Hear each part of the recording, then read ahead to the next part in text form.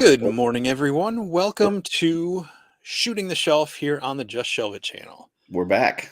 We are back. It's been a fun day. It's been a crazy day, crazy weekend. Curtis, how are you doing tonight? I'm doing excellent. Fantastic.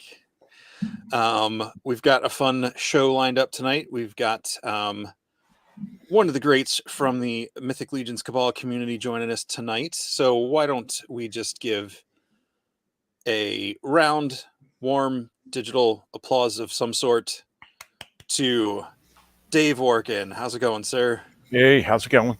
How's it going, man? Good. Awesome.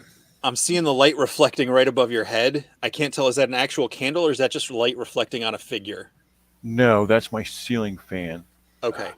Yeah. You want me to turn that off? No. It looks like a flame looks, behind you. It looks like you've got like this epic layer going on. It's one of the test shots inside of a Mythic Legions package, and then the lights with the fan. That's awesome. I like it. We got a full house loading up in here. Oz is here. Joe Gonzalez, Nate Strong, Rick Emmert, Edgardo, Skellisoria, Michael Casper, and I'm sure more will come in as we're talking along. But thank you all for being here tonight. Thank you, Dave, for joining us. Oh, no problem. And we're going to dive into our shelf selections for the week. Let's put you up at the top, Dave, so you don't get hidden. And let's just jump right into these. Feel free to comment, Dave, on anything you see or whatever in here. Will do. All right. This one was one of mine. This is Spiral Mist K Toys. Is that Mystic Toys? Spiral Mystic Toys. There we go. Just kind of a cool shot, you know, kind of outdoorsy, little rolling fog coming in, Valak, little vampire behind him. Just looks like they're kind of sneaking up on a camp or something. And I thought this was really cool looking. Yeah, very moody. I like this. And I love shots in actual nature. Mm. Hey, Eldor just jumped in. From Steve Callahan 8 on Instagram, were these two Oni figures. You know, I shared this in here, and I'm drawing a blank if these are customs he got or if he made. I feel kind of silly right now. I was like, oh, that's a cool picture, and I forgot to read it when I cropped it. Hey, that's all you need sometimes. Either way, picture. Yeah. Steve shared this on Steve Callahan 8, and I think these things are absolutely great. So check that out. You can see the whole story on his Instagram page. Yeah, is that like pants on those that he's got on? Is it? Yeah, they look like, what were those things from the 90s that all the football players wear? The Zubas or something? Yeah. I was going to say they were called jams in the 80s. Yeah, those look cool. And I like the colors that he used and a lot of different accessories and whatnot. Like there's a lot of parts on here that I don't recognize. So, you know, sometimes when you see kind of the same fodder that people use kind of over and over again, there's a lot of stuff on here that I'm drawing a blank on where it came from. So that's cool. Those big hands on the purple one, I'm not 100% sure. They remind me of the Skelligod hands from Masterverse. Zubas. There we go. Yeah. Thank you, Skellisoria. Jamie's here. Hello, Jamie. All right. Sliding on to the next one. Yeah. I mean, I like this. Yeah, I'm a huge fan of Queen Urxa anyway. Like I just love that character. I've got mine kind of a little bit changed up with some armor bits and some fur, but this one took those pauldrons from Arethyr, and it's just a simple change, but it just makes her look really cool. So this is from Romniverse on Instagram, but yeah, just awesome job. Like I said, simple but really cool looking. It is. I do like that look on her. It's like, you know, upgraded, upgrade mode. Yeah, like going into battle or something. Immortal Collections. I thought it was Immortal Collections. I couldn't land on the name for those Onis. Yeah, it's pretty great, and the kind of Coliseum look behind her is pretty sweet. Yeah, it looks like it's like some sort of drop background, like a I don't know, maybe like a poster or something, but it's really cool looking. I like the way that it blends in with the whatever he's standing on. Like Yeah, they kind of look like they meet up together in a good spot. So yeah, it's pretty cool. absolutely. All right. I love this. What was that? Chlora snaps? Yep. Chloro snaps? Yeah, the different types of the blood armor theme just always look cool when people do it. And just with the removed plume on the helmet, I thought was really cool. I know I'm going to do that now. Yeah, and with that bulkier Vorthog chest piece and everything, it looks really cool. Yeah, I mean, anything in this color I'm gonna like anyway, but just the whole like the scene that they've got set up there, the kind of tattered cloth coming down from the waist. Yeah, the whole thing looks really awesome. Yeah, I like that. Yeah, that's really cool. This one is Z-Figs, and this is kind of using some more Aether parts in it. It's just a mix of different stuff. You got some Magnus Pauldrons, some Aether torso. I think maybe that's Fury Clan legs. I'm not sure. So yeah, just a bunch of different parts. A Mercurian head, but I just think it looks really badass. Like it just came out looking really cool. And I think that's. I think that weapon is from Batman something. I can't remember. I know I've seen it before. Some kind of McFarlane fig piece.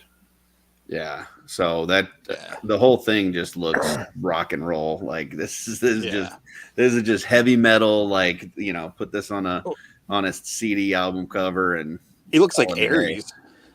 What's that? He looks like a version of like someone's version of Ares, the god of war. You know. Yeah, I could see that. I dig it. And from Fully Articulated Customs, a Banshee. Wow. So it's a custom head and torso piece, like upper torso on an Alethea chest, modified arms, skeleton arms, legs, and I believe he said that hair was from a zombie Scarlet Witch Marvel Legend. But when I saw that, I was like, holy crap, that's amazing. That's a lot of work. Yeah, that's cool. I love the use of that Alethea torso. That's not a cheap figure to be breaking apart to put a custom together with either. Yeah. So, Trevor just joined. Hey, Trevor. What's up, Trevor? Let's see. Up next, another one of your choices, Curtis. Cool. Yeah, this is Man Eating Socks 87. And this is a little dwarf that he put together. Said the goggles are from, I believe, a Chewbacca figure. Yep, from Solo. Yep, and then I just like the way that looks. He looks very much like a kind of traveling adventurer type dwarf with his little, kind of sack that he's got there and his walking stick. And yeah, I just thought this was a really cool looking figure. It looks like he's got some sort of fabric cloak going over his back. Yeah. Yeah, all in all, I just thought this was kind of I would like to see if there's a bio for this figure, and I didn't even pay attention. I should have looked, but I would like to know what this character's story is. Like I see him and I go, man, I want to hear more about this guy. Yeah, he feels like he'd have like this eccentric personality, just like traveling everywhere and exploring, making maps or something. Yeah. I love shots like this too. I know it's not as staged as a photo. But I love just seeing like people's workspaces and the different, just everybody has some things are similar from one customizer to the next, and then it's just like, oh, cool, they do that in a way I never would have thought, even if it's not in the focus. I always enjoy seeing the desks. I like that. That's too nice. And from Rich Keiss, I saw this one, I think last night or this morning. I thought this guy just looked insane. I don't know where the torso came from, but it's definitely got like part flesh and everything under it. And he likes cutting stuff up, and I'm pretty sure that's a Belphegor head wedged in some sort of, I don't know what helmet that is. Yeah. Yeah, that's interesting. I don't know if that's a custom torso that comes like that, or if he cut part of a torso away to make that look. But Yeah. that's pretty awesome. How you got the, kind of the broken chest plate, and then that head inside the helmet, and yeah, the whole thing looks really cool.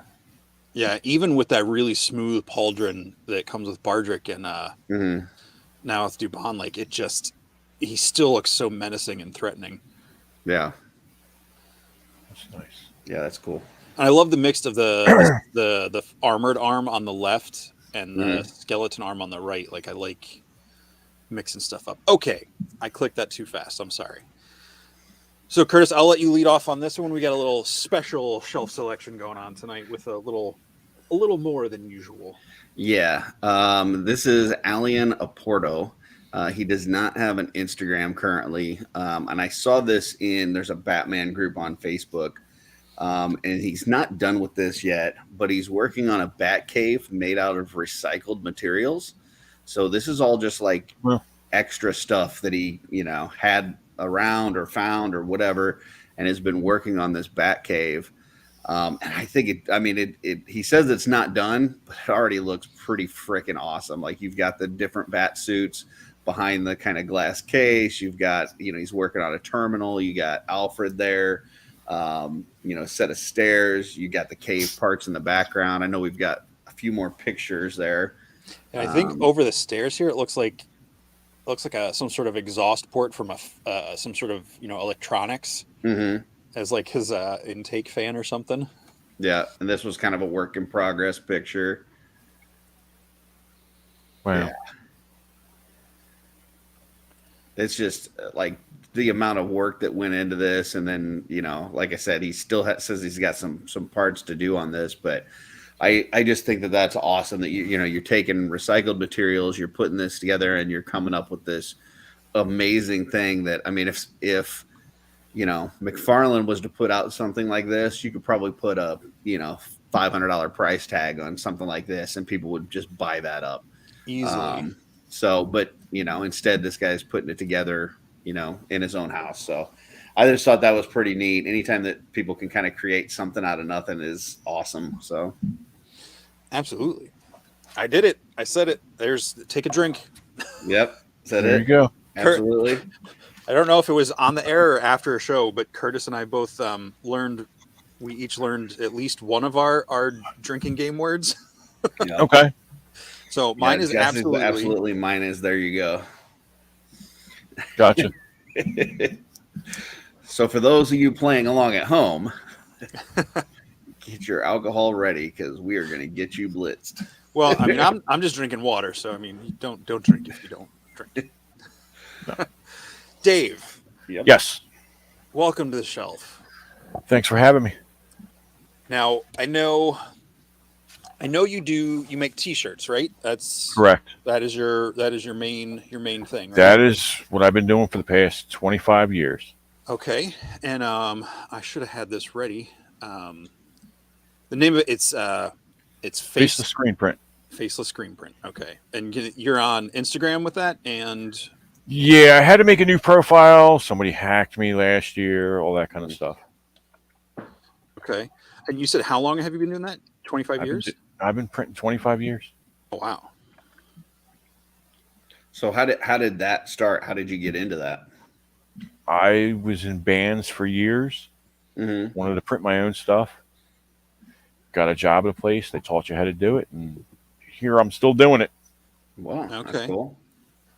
Now, in between that, I worked at a health food company too, as a blender, making the actual product itself. But I was still doing screen printing on the side. Gotcha. Yeah. So now I know you've done like shirts for Legion's Lounge. I know I just saw that you're working on some Cabal shirts for Toylanta.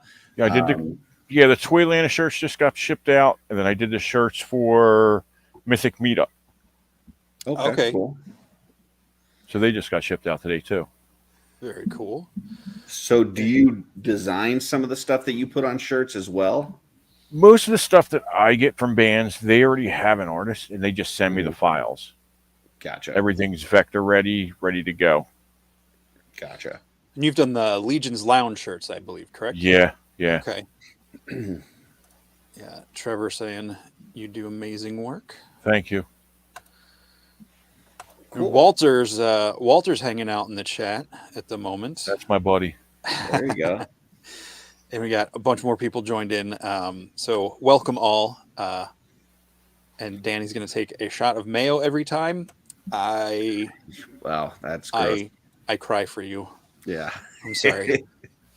So it looks like you got a pretty nice, sizable collection behind you. Like, obviously, we know you from the Mythic Legions community, and you do a lot of collecting from there. But are there other toy lines that you're into that you collect? So before Legions, I was doing Black Series from 2013 on. And right before Mythic, I just stopped. And then started collecting Mythic Legions. That was right in the beginning of the pandemic. Okay. Now, did you stop because you found Mythic Legions, or you stopped because for other reasons, like you didn't like the Black Series was going downhill. I think the last Black Series figure I bought was probably the droid. I want to say the Death Star droid. Oh, wow. I think that was the last one I bought. I tried doing the classics from Super 7 for Motu, but then that license ended too. I found a review on YouTube from AAA Toys with the Lord Dragul. No, Corona and Purplor. And that was it. I was like, I'm just going to get the Master Universe ones. No, that doesn't work. No. Yeah, everybody thinks it doesn't work. And, yeah. But I mean, I've been collecting for years. I mean, I collected all the McFarlane stuff back in the 90s. I still have a black Violator up on the wall that's still sealed. I still have 95% of my Spawn toys from the 90s. I have some of my vintage Star Wars. I have some of my vintage He-Man still. I collect a lot of stuff. So this year, all I'm buying is Mythic Legions and aftermarket parts. That is it. What about Cosmic Legions? I'm already in. All right. And figure upscare. So anything Horseman, I'll buy. Okay. Anything Horseman, I'll buy. Gotcha. So you said you got some vintage stuff, Star Wars and some Masters of the Universe. Is that mainly what you collected as a kid? Yeah, for the most part. Black Star. What else did I have? Superpowers. Okay. Some of the 80s G.I. Joe stuff. Yeah, there was a lot. Some of it I still have. Nice. That's cool. Yeah, I growing up, like my mom, she was like a garage sale junkie. And so like every time that I would move on to a new toy line, she would put my old ones up at the garage sale. So I don't have any toys from when I was a kid. So anytime there's people say that they still got toys from their kid, I was like, oh, wow, that's cool. So when I stopped collecting when I was a kid, I guess I was probably about 10 or 11. And then I got into music and then I started playing. And then I got back into it, I guess, in 94, 95 when McFarlane and the Power of the Force stuff came out. And I think I stopped when I moved to Philly in 2005 and then started back up, I think, in like 2012. Oh, wow. Okay. Yeah. So it's been ever going since then. What other than what? So you said the Purplor and Chronaw were what caught your attention from Mythic Legions. Yes. And you were just going to do the Motu. What about the rest of the line drew you into it? Was it just kind of that rock, like metal kind of look to the stuff, or you just fell in love? I started watching all the reviews from Toy Bro, The Amazing, anything I could find just to see what was out there. Big Bad Toy Store, when they had stuff. There was so much stuff on there. I was just like, all right, I'm just going to start buying. And that was it. Yeah, that's where the rabbit hole starts. Yeah. I started out with 2, and then I bought 2 ogres from Chris from Panther Comics, and then from there it just spiraled. Yeah. Then we started getting all that money in from the government, so I was like, "Oh, I'll buy some more." Well, there you go. Yeah, that's figure money right there. Yeah. Well, you're located pretty near the Horsemen, and so when I'm they about- do shows in that area, you're pretty nearby to where you can. Yeah, I'm about 2 hours from the studio. Mhm. Zolocon was about an hour, Okay. so it's not too bad. Not bad. I'm on the other end of Jersey. I'm near 20 minutes outside of Philadelphia. Okay. So when they've got a show, you can typically go and get some figures if you need to reload. Oh, absolutely. Yeah, we'll have it all planned out. We'll get the 2-day pass, get there early, all that. Mm-hmm. What, Cool. Other than Legions Con, what might be one of your favorite shows that you go to? Zolo. Zolo. Yeah. Zolo's a lot of fun. It was, yeah. Last year I was only there for a couple hours, but being there both days this year was so much fun. Yeah, usually we only go on the Saturday, but we already had tickets, so the wife and I, we went back up Sunday. So Don't they have like a deal at Zolo where like you get a 2-day pass and a figure for like $60 or something? something like that. We just usually do the 2-day VIP pass, and it's like $30 a head, and you get some kind of print or something. I don't know. We did retro last year too. That's where I met Jesse. I was going to say, I think that's when we first like officially met, was down there. Yeah. So this was our 3rd year at Zolo. Cool. And we went to Toy-Con, New Jersey, I think, once. Gotcha. Okay. Well, and you were saying that you were doing a lot of stuff for bands and stuff. Yeah, I still do a lot of stuff for bands. So what, like, you know, it kind of seems like from a couple other things that I've seen you on, even in chat rooms and stuff, like you're a pretty big music fan. Like what's your main genre of music that you like? Main genre is metal, of course, but I listen to a little bit of everything. Gotcha. Got a collection of. I'll listen to a little bit of country. You know what? More Western than country though. Okay. Johnny Cash, that kind of stuff. Okay. Gotcha. I'll listen to surf. I'll listen to polka. I don't really care. Polka, Damabuji polka. I'll listen to all that. Polka twist. I'll do it. I'll listen to it all. Here's some fairly big hits for us. Oh, Sheboygan, very big in Sheboygan. The Home Alone, Curtis. Sorry, buddy. Anytime anybody mentions polka, I just go to John Candy. I don't know anybody else that listens to polka at all. My coworker Luke at the frame shop I work at, he listens to polka, and he's younger than me. So, oh well, okay.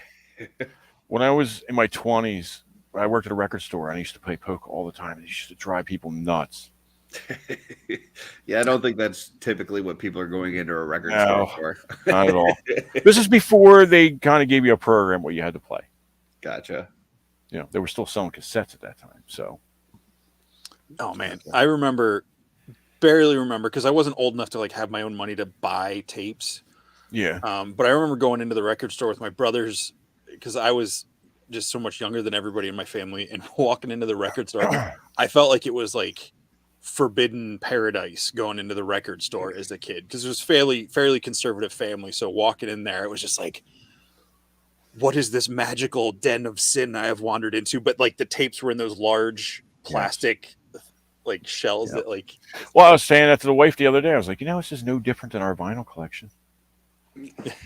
My parents would come home. They would go to the store. They'd come home with like the 3-pack of the blank cassettes, but they were like the cool ones that were see-through, like you could see. Oh, the Memorex. And I was like, oh man, these are the top of the line. And they, and we would have to record our own music. So we'd have to wait till Saturday morning, wait till Casey's Top 40 came on, and try to catch the song that we wanted to get, We lived fairly. Last week, it was the song that I wanted was number 10.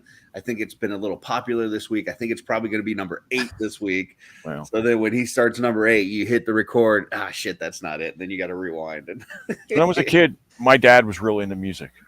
And anytime something new came out, he's like, all right, we're going to the record store. And that was it. And he would just buy it. Nice. Oh, that's cool. So I always grew up on music.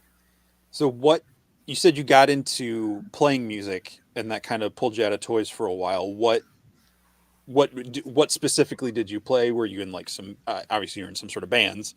Yeah, I mean, I played guitar, Okay. lead and rhythm. Did a bunch of stuff in 2 different bands touring. Oh, nice. Yeah. So I mean, I did my time, as they say. Don't want to do it anymore. Yeah. The traveling gets to you. You know what I Yeah. mean? So Yeah, it's like What was the longest road trip you were on? 3 months. Wow. Yeah, I was in my 20s. yeah, that would There's wear nothing like sleeping in the back of a van while it's moving and drums are falling on you. I mean, we were pretty lucky. Nothing really happened to us. I mean, I've heard stories. I have friends that are still in bands that they tell me all kinds of stories. Their axle broke while they were driving. Oh man. boy. Yeah, that happened. I think last year. Yeah, that wouldn't be fun. Oh No. gosh. I remember we were in a bus full of middle school and high school kids going on like a church youth group retreat for the weekend. And we were going up a mountain, and the I think it was the axle or the clutch, something blew out, and we just had to stop. It was 2-lane road going up the side of a mountain, so like block traffic. And then they had to like they had to take like the 2 other vans to the rest of the way to the campsite, and then come back and take like 3 or 4 kids at a time in each of the cars to unload this bus. It was horrible. That is not where you want to break down. No. But I mean, I've heard horror stories. Luckily, I've never had any of them problems. Well, that's good. So this year you'll be at Legions Con, right? Yeah, I'll be there. Yeah, we already have our room booked. I have to pick up my ticket still, which I'll do that in a day or so. So what's your highlight for Legions Con? Like what is the thing that you enjoy the most about that convention? Everything, other than the waiting in line for 4 hours. That wasn't a fun time at all. Yeah. I'll do things differently next time. So. Yeah. But you know what? Legions Con was a lot of fun. I got to see everybody that I've met online. Mm-hmm. Spend lots of money. You know how Yeah. they do. That was a lot of fun. Just getting together, everybody. The community is really awesome. Yeah. Did you come away with some good gems from Legions Con? Some stuff that you picked up? You know what? I didn't pick up a lot of Legions because everything they had there, I've already had. I'm trying to remember what I did buy. I got a couple heads from Dennis Derby. I'm trying to remember what else we bought a couple of them gyro figures, whatever they had on that one side by Eric Miller. Mm-hmm. Oh, the Glyos, that's it. They're cool. Okay. Yeah, they're pretty neat. We picked up a bunch of them. I'm trying to think what else we picked up. We picked up some art from Trevor. We picked up 3 pieces from Trevor. Did you get a calendar? Yeah, we got a calendar. Of course, Gotta it's in have our a calendar. kitchen. It's in our kitchen. Yeah. I'm looking at mine right now. Yeah. I'm I'm trying to think what else I bought. Damn. Bought the exclusives, of course. That was the main thing I was there for, was the exclusive. Mm. I had a feeling it was going to be mostly the stuff I already had. So. Yeah, those exclusives were just packed with all kinds of goodies, man. Yeah. Especially that Furious 4 set, with all the different swappable parts and everything. That's just so good. I didn't open mine because I knew that they were going to come out with the regular ones. Yeah. So my guess I would this have year, had that kind of I guess hindsight, whatever, but I would that would have been good because I opened mine and now I'm like, oh man, I wish I would have had this still in the package. yeah. I've got like one that. that's signed by the guys, but yeah. I don't have anything signed, but I try to keep the exclusives sealed because if they're going to release a regular version, no reason to open it yet. Gotcha. So. Yeah, Walter says we had to get dinner together at Legions Con. It was a great time and dinner. So, yeah, I mean, all 3 nights. Yeah, the after hours of Legions Con is just as exciting as the hours of the show because, hanging out, seeing people, going out to eat, having a few drinks, talking with one another, it's just such a good, like you said, the community is so just everybody's nice. Like there's nobody in there that's just a jerk. You know? No, I remember being in the Black Series groups, and it was bad. That was really bad. And then when I came over to the Cabal, it was totally different. Well, I joined, I think it's Anthony's group first. Tri-State Legionnaires, I think it is. Oh, yeah. Okay. I was in there first, and then somebody told me about the Cabal, and I joined that. And that's how I met Walter. Okay. Gotcha.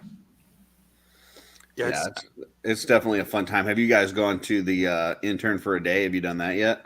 We did that last April. And what that was a lot of fun. That was an amazing day. Because you got to be there for the cosmic reveal for book 2. Yes, for wave 2. That was a lot of fun. No cool. studio does that. No, not at all.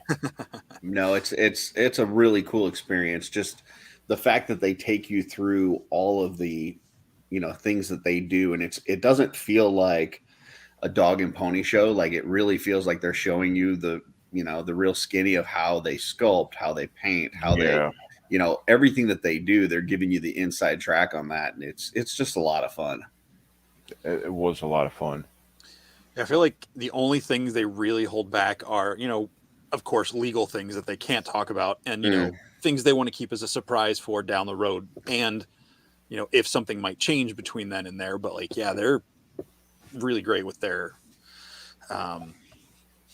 interaction with everybody.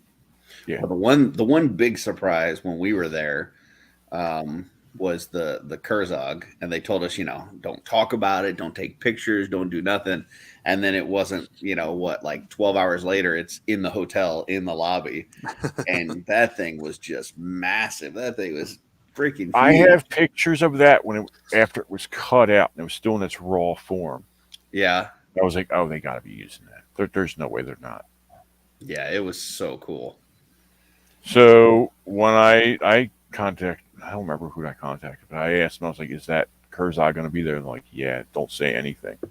That thing is huge. Yeah, it's nice. So cool seeing them slap the last minute finishing touches on it when we were at intern before they took it over. Yeah. Did anybody say how long that thing took to get done? I don't know, but it was a long time. Well, if you saw it at your intern in April and it was just raw cut, I mean, and it was finished, they literally finished the day they took it to the show. Yeah, they were still adding leather and fur and painting it and working on the weapon. So it took a while. What was when you were at the studio, what was your favorite part of being at the studio? Cameron painting was fun. Mm-hmm. Watching him paint was fun because we were in his group. Mm-hmm. Nate showing us how to do package design, which Steph and I kind of knew how to do package design to begin with, so it was nice seeing someone else do it. The tour was amazing too. Yeah, Jim took us around the whole building. Yeah, that was a lot of fun. Yeah, that's cool too. I think for me it was the cabinet that they've got with the Motu 2000X 2-ups. We were watching all that. Oh my god, they're so huge and just they're just great. I love them. And then even just stuff that I've never seen before, different figures from the first wave or from Seventh Kingdom or Gothropolis and stuff like that. They got so much stuff there at the studio that it's just awesome. And then, obviously all the people are just amazing. So if I would have known about them lines back then when I started collecting Black Series would have not been collected. Yeah, I mean, you make a good point though. I find, there's new people finding this line on a daily basis, and it's like, man, this thing's been going for several years now, but there's still people who don't know about it. It's kind of amazing, actually. It really is. But really, all you got to do is get a figure in somebody's hand, and then it's game over. When I found out that they were the sculptors for McFarlane, I was like, oh, I already have a lot of their stuff. Yeah. So, I mean, that was the beginning of a totally new generation of toys. It was insane. How long did it take you to do any pop and swap with the Legions? couple months. Yeah, that was about it. I think like 4 months in, I tried to do my own first custom, Mm. and then started messing with like doing foam dioramas, just whatever I could. Awesome. Well, hey, while we're talking about that, I'm gonna got a couple shots of your collection here. I'll bring these up. Yeah, slowly but surely it's going. That's I am running out of room. I like the solid color backdrops on those shelves. That's just cool. started that the other day because it was all black. It's all stained black. A couple years ago, my brother and I we built this 8.5-foot high, 10.5-foot wide shelf. And it takes up one entire wall. Oh wow. Yeah, I have a lot of stuff. That's not including stuff I have in Rubbermaids in the shed. There's like another 30 Rubbermaids full of stuff. 30. Oh my gosh. Wow. That's Mythics awesome. or other lines? Just other lines. A lot of Star Wars, McFarlane, all that stuff. Gotcha. I All see right. Granomir down there. Nice. Yeah, Granomir's there. The wife and I have a huge CD and vinyl collection. Oh, yeah? Guitars. I see one of those hanging right there. Yeah. Yep. Fender Strat. Nice. So up next is we got a couple of your customs here. That one's from last year. Cool. That's more recent, that one. I can't bring myself to use those Aether pauldrons on anything else, but I always geek out when I see someone else doing something with it. That was an extra set. Okay. And I kind of just how do you dry end up brush. with an extra set of Aether? I bought an extra Aether. Gotcha. There you go. I just use them for parts. Wow. So it's Baron, some painted stuff in purple, the Aether shoulder pads, Hagnon arms. I think that's what it is. That's cool. That's really fun. But I found the perfect metallic purple to match Zazar. That was the color I was going for. That color, purple, that metallic purple. Gotcha. So, nice. Now, you said you do some foam dios and stuff. Did you do this one here? Yeah, I did that one. That's pretty sweet. Yeah, that's nice. Thanks. That is my first custom. This is your first one. That's my first one. It's a Kylo Ren cloak. Yes, it is. That cloak comes in great. Oh, that's nice. Yeah. Well, somebody was selling a bunch of Kylo Rens. I think it was Walmart for like $5 each. Oh, wow. And that cloak is worth $5. Oh, Sure. yeah, definitely. So and then they've got that molded like scarf piece or whatever that comes. I use that too. And the Captain Phasma cape is great too. Yeah. I just did that one recently too. That gold and that bronze is nice. Yeah, it's Magnus, like Iron Man vibe. Magnus, Vitus, and the shoulder pads from Cronus, and of course that Father Christmas head. Okay, one of them. I just wanted an all black figure. Yeah. Yeah. So you did it. I wanted all black. That works. And that's that cape is from a Black Series Darth Vader. Oh, okay. Okay. It's got that chain on there. Oh, nice. I like this one. I love these colors. This came out so nice. Yeah, that green is perfect. Yeah, I love that one. So when you're doing these, are you just putting the parts together? Is there stories going on in your head when you're doing No these? stories. It's just whatever comes to mind. Okay. That's a David Williams painted head that I bought at ZoloCon. Okay. And that cloth good is the extra piece that came with the Trapjaw Revelations figure, the Masterverse figure. Yeah. That was one of the cloth pieces that came with it. And I just threw like orc feet and hands on them. And I think it's a builder. It's like the new Goblin builder. Yeah. That's great. Yeah, that's cool. That's a cool belt too. Yeah, I think that came from Bardrick, I think. Oh, okay. It's just it's like pulled to the side more. Yeah, the cloth piece has Velcro in the back. Uh-huh. And it came out I like it. I think it's That's cool. great. I love that head. That painted head is awesome. Yeah, that's Bobo Jr. from Yeah, I love that. That head is from Dennis Derby. He painted that head. I got it off of at Legions Con. I love this one too. That's a great head. That's a couple times that you've had Hagnon arms. You must have some Hagnon parts laying around. Yeah, I have I had like an extra 3 or 4. I still have some pieces. Gotcha. You're gonna swap them out with some blue ones. Let's go with that. I think I might make a second one. Nice. I think that's the last one. Blue what? Yep. What are you talking about? Swapping it out with blue Hagnon arms Blue when Hagnon. it comes out. Oh, I thought there was just a regular Hagnon. I thought it was just Trevor's pictures that made it. Nope. We're not doing that. No. We're getting a blue Hagnon. Is that not? Okay, gotcha. I thought that. I didn't understand that whole ordeal.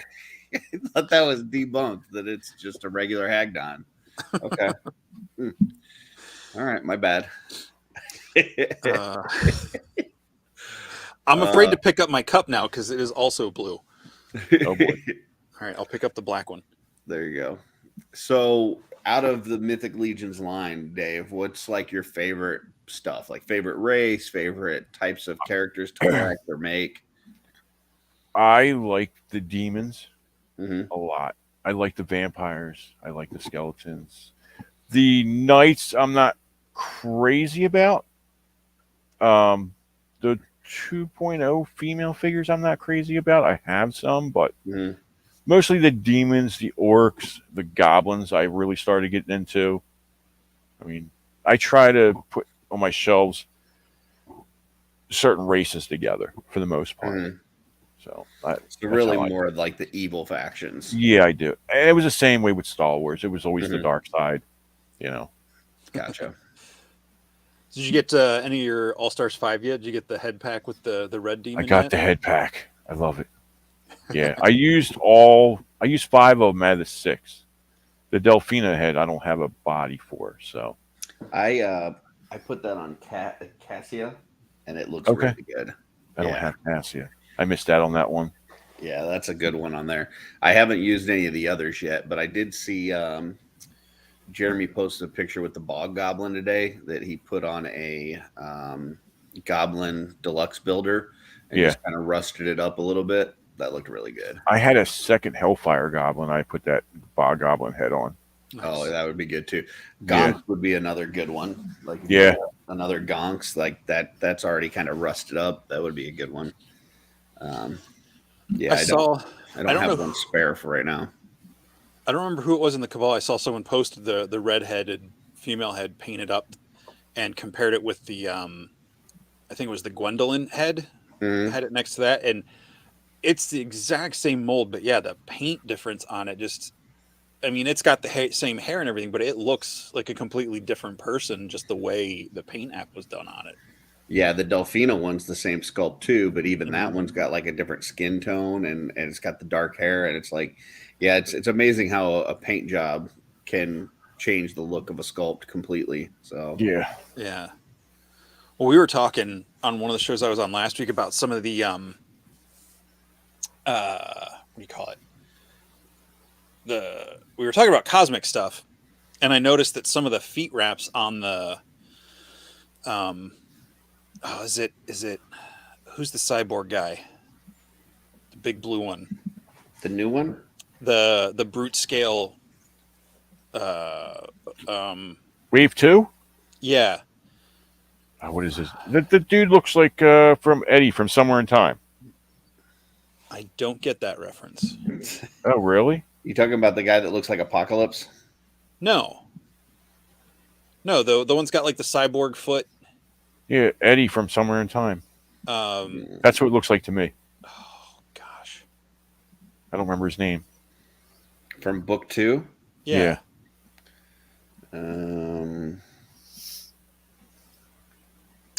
Canucks Vol. Yes, that's it. Thank you. Yeah, Canucks Vol. His foot is the same foot on the Jin Kalazir from the Poxus wave, but his is painted up to look like a kickboxer. The kickboxer wrap, but the ankle and the foot part itself is the same metal foot on Calazir, which is painted up to look like, I believe it's like metallic looking on the Calazir, and it's just like you just dull it down, put a different wash over it or something, and it completely changes the look of that same part, to where it could look like metal or a kickboxer foot wrap, and it's just amazing. So we were talking in that studio today about the wrist wraps for Varg, same kind of thing. Like that's the only figure that we've got it on so far, but I'm hoping that we get either a Deluxe Legion builder wave this year or something else where we get those wrist wraps on a figure that's not, a deluxe figure, like something that's maybe a little bit cheaper. But yeah, you throw a different paint job on there, you can make it look completely different. Jesse, you don't know the Iron Maiden Eddie Somewhere in Time reference? When you said Eddie, I thought maybe Iron Maiden, but I'm not well versed in Iron Maiden, so I wasn't sure. Somewhere in Time, you'll see the reference. It looks. That's what I got the vibe from. You're talking even though Eric said that was done before that album came out.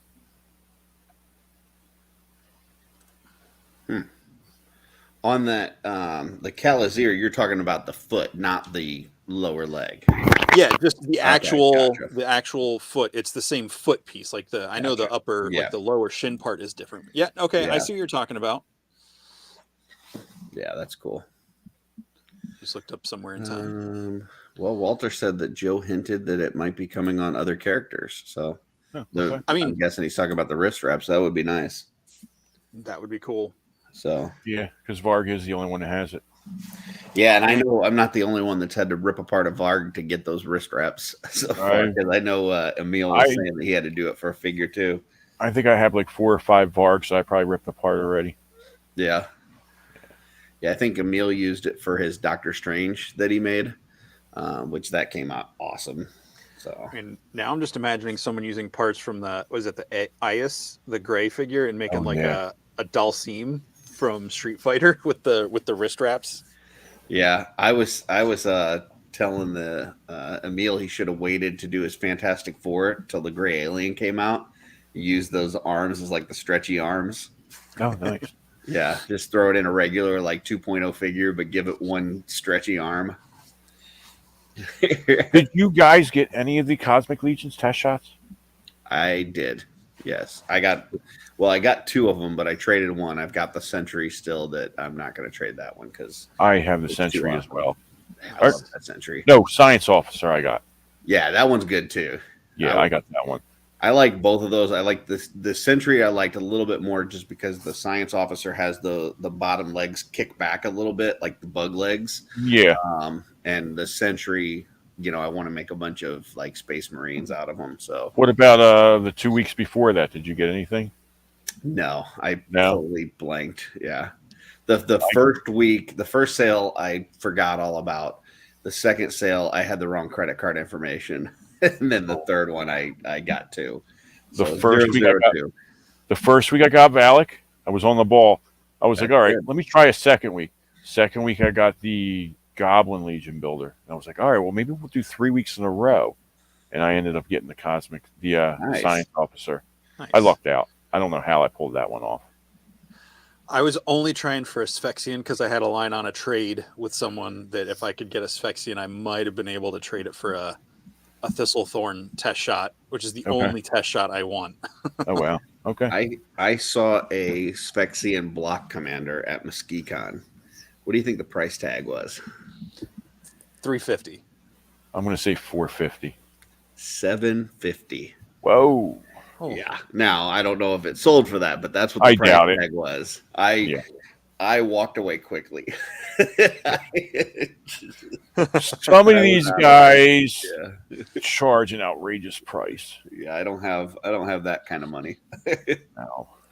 But it was cool looking, but yeah, that's out of my price range. And they're getting so much closer now. It's not going to be much more time before the real ones get to us. Right. I can't wait to get that wave, especially the what's the big dude, the meatball Slog. Oh, Slog. Yes. that dude's gonna be so fun. Like all I hear from everybody that because I've not held one of those. Like I know some people have been to the con where they've held it, and from what I hear, the thing is just like massive. I've like, seen him at ZoloCon. ZoloCon, he was amazing. Yeah. He was all painted up, and they had some of the figures in like packages and all that kind of stuff. That was nice. I was like, oh, these are gonna be beautiful. Like he doesn't look bigger than a troll, but he's way heavier than a troll. He's a lot heavier because he's not. What do you call it? Rotocast. Yeah, he's a solid figure. Right. I was standing between the Wolf King and the Legions table, the Horseman table, almost all weekend.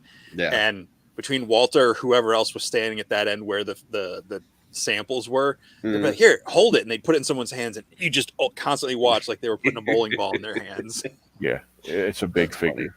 It's a lot of plastic. Yeah. Yeah, that's a big one. That's a big hulking giant. And just the new stuff that they're showing, like it's been a little bit of like they showed like 4, like boom, boom, boom, and then there were supposed to be 2 more, and we haven't seen anything yet. Well, it's this week. This week we'll get 2 more. Yeah. Yeah, it seemed like the 4 were pretty close back to back, and then there's kind of a lull. There was 2 a week. Yeah. Was it? Yep. Yeah, it's 2 weeks. Okay. This has just been a very long weekend. Oh, maybe that's what it is. It just seems like the first 4 came like one right after another, and then now it just feels like it's been forever. Because like last one we got was what? Last Wednesday or Tuesday? Yes. Then Was it Tuesday? I thought it was Wednesday. Oh, maybe they did one over the weekend then. Because there was one on I a know Jeremy Sunday, did I a show think. Wednesday, and we talked about the first 4, and there hasn't been one since then. Because the operative was either Sunday or Monday, and then Scourge was Tuesday or Wednesday. So I mean, it's been yeah. Well, I can't wait till the next one because so far, I mean, I was not super impressed with the Whiplash one. Just really? I mean, it looks okay, but it's like to me, it's like the same figure. It's just painted different. Okay. But the other 3, I was blown away with. I mean, I'm gonna still buy that Whiplash one. It's not like I'm not gonna buy it. Yeah. But I just wasn't as blown away as like the other 3. The first 3 that came out, like that pilot was just, man, the color on that is unbelievable. And then the female that came out, I loved her helmet, the whole bounty hunter look to it, the little missile on her arm. Yeah. Like that was cool. And then they showed that Manny Faces one, and I was like, dude, this thing The Manny Faces one is amazing. fire. Yeah. Like I couldn't believe that. Like I've seen that body, from when they first solicited the wave. I've got the test shot of that body. And I never saw it as a Manny Faces body. But then as soon as they painted it up, I'm like, holy cow, did they make this specifically for Manny Faces? Because it's like perfect. Like it could not be heads. Better. It comes with 4 heads. It's 4? crazy. Yeah. I think it's 3, right? Isn't it the human, the robot, and the monster? But wasn't there a blue alien head that went with it too? Or am I thinking of a different guy? I don't think so. No, the blue alien head went with the pilot on the first day. Okay, then I got it confused. Okay. Yeah. See, I mean, you could use that on him, but yeah. For me, like I think the Manny Faces one, the operative was Operative 83. I think he looks cool, but like he's the one that is the least. For me, it's the one I'm least interested in of those. Oh, really? Like, it's a Horseman, it's a Cosmic Legion. It's gonna be awesome. Like, I'm not trash talking. It's just big green dragon.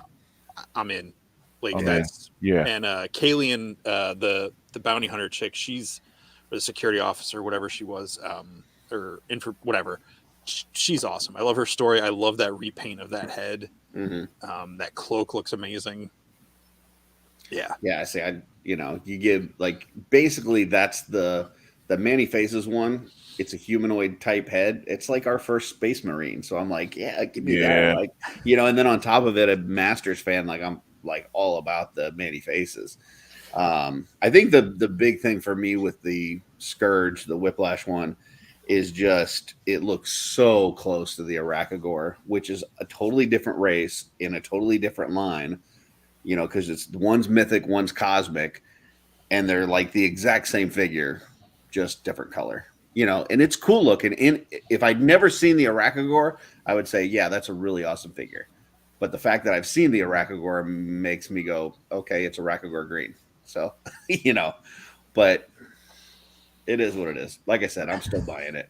I will probably, I'm guessing that there's going to be some third-party companies putting out different heads, and I'm going to probably get a different head for that if I had to guess.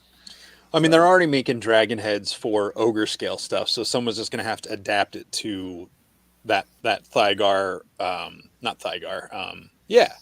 Right? No. Kragnar, the orange Duraderm, like to fit him or the Arachagor body whenever get those first. And Steve-O is a witness. I was talking about Manny Faces at MSKiCon before he was revealed. But in fairness, the reason why I said about Manny Faces was because they've got, the heads with the new face plates that are removable. Right. So I assumed it was going to be one head, but with 3 different face plates that would pop in and out. And I was wrong about that. And then you used the guard. But they still did do Manny Faces, so I'm going to take partial credit. Nice. They heard you say it the day before they revealed it, so there you go. But it was cool. I hope that we get a Zodak someday, because that's like my, for Cos. First of all, that's like my favorite figure. So, and then also on top of that, like got a cosmic vibe to it. Like he was a cosmic enforcer. How can you not have him in Cosmic Legions? Like I'm surprised we haven't gotten a Scareglow or a Buzz-Off, Fisto, Beastman. I think was it you, Jesse, that was talking about that we might. Somebody was saying that we might get a Scareglow with the Maxilius parts. I think that would probably be. That would be. It wasn't me. I have like zero investment in Skeleglow, so or whatever his name is. Scareglow. Whatever. Like I have nothing against him. I'm just not. Yeah. I could see that though. I could see us getting a Maxilius type Scareglow. Like you take the Maxilius body and you put it in that like green that they've got for the PowerCon translucent green for that the Mistros. Yes, like that would be that would be pretty badass. And then you give him a cape. So you give a Maxilius that's translucent green with a purple cape. Oh, come on, that'd be awesome right there. So,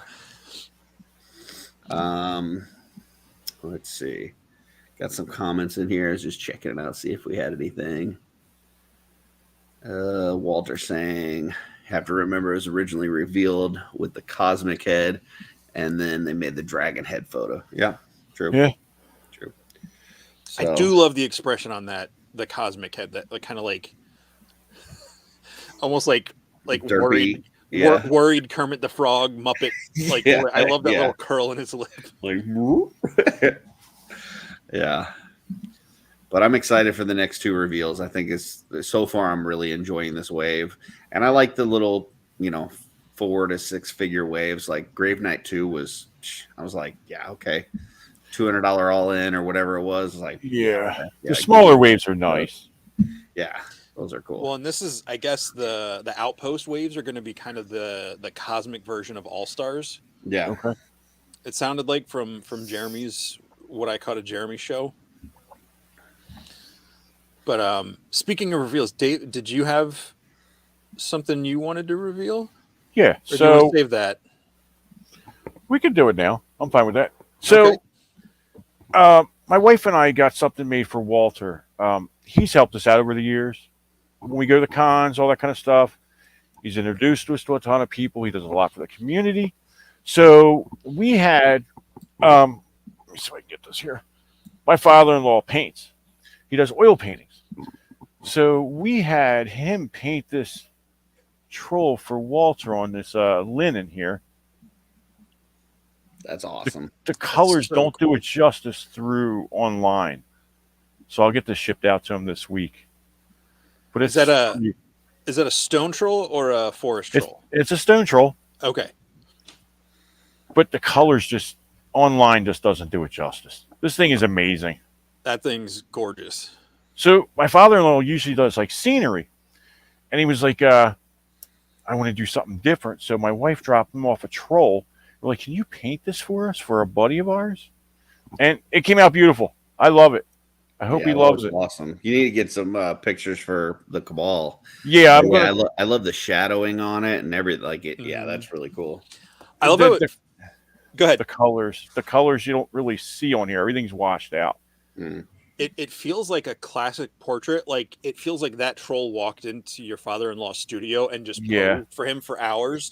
Yeah, Like it a just troll walked feels. into J.C. Penney's and was like, It doesn't feel like a painting of a toy. Like he did a yeah, phenomenal job on it. And everybody in the chat is I blown up mean, on he that. does like he'll do like scenery and skies. He enters a lot of contests. Um, he does a lot of stuff for like the hospitals. He'll sell paintings too, like especially in South Jersey. I hope Walter's wife loves that hanging up in his bedroom. there you go. So what you need to get him to do now is start doing like people have taken those Thomas Kincaid paintings or other classical like boring landscape paintings. Not saying that his are boring, but ones they find in like flea markets and yard sales and stuff, and they paint like AT-ATs and Star Wars stuff into That's it a or Godzilla. great idea. Have him start painting Mythic Legions into these like farmhouse settings where like a troll's coming through. So now that he did this one, I'm going to see if I can get him to do something else for me. So There you go.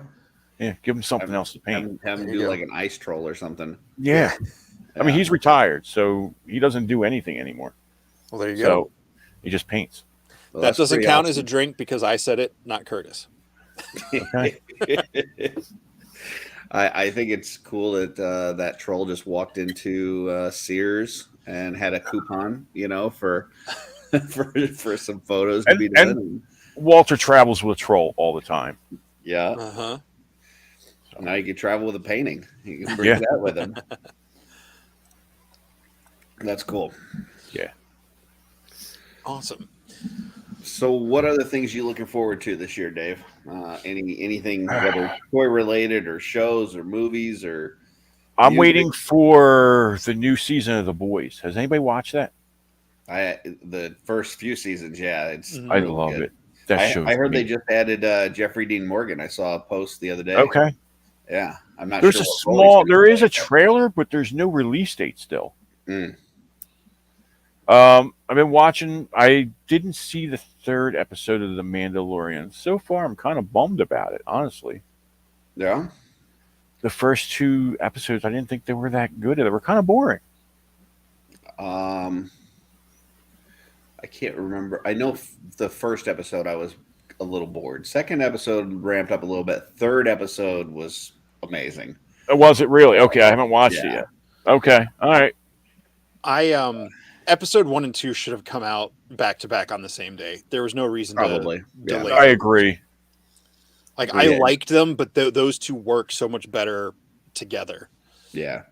Episode 1 was a little bit of a dud because it was just kind of like, I'm going to go here and then I'm going here and then I'm going here, but I didn't really accomplish anything. Show's over. A buddy of mine made a good joke and a good point. He's like, the Mandalorian seems like he's doing a job to get gas money to go to the next place. I mean, but that's what he's been doing the entire series. Yeah, I know. And that's what he's like, dude. He's like, it's just him going to get gas money to do a job. That's it. Yeah, I think you'll like episode 3. I think episode 3 to me felt like Star Wars. Like, okay, they spent some budget money and they they did some things. So Book of Boba Fett was kind of a letdown, I thought. I've heard that from a lot of people. I enjoyed it. I think it could have been better. But I'm one of these guys that I'm just gonna appreciate, kind of what we got. Yeah, I get it. But yeah, I mean, it would have been cooler to see Boba Fett, being more of a badass, and that's not really what we got. And that's kind of like what I remember from Empire. He was a badass, even for his 4 lines. And we've got Nate in here talking shit. It ain't no Andor. I haven't watched Andor. Curtis thinks Andor's boring. Okay. You said it was good, but it was really slow. It was good, but really slow. But if you compare it to, I would take Boba Fett. I would take Obi-Wan or Kenobi or whatever the fuck that's called. I would take Mando. I would take any other series over Andor. But Okay. if it was Andor or nothing, yeah, I'll watch Andor. Like it's Obi-Wan I loved. Yeah. I've liked every other Star Wars series more than Andor. Okay. So I mean, I don't watch a whole lot of TV. I watch a lot of the everybody shows. That's what I watch. Andor to me felt like when the Oscars are coming up and you've got like for movie of the year, it's all these like critically acclaimed movies that I think are all crap. Like it's like, oh yeah, the foreign press loves this.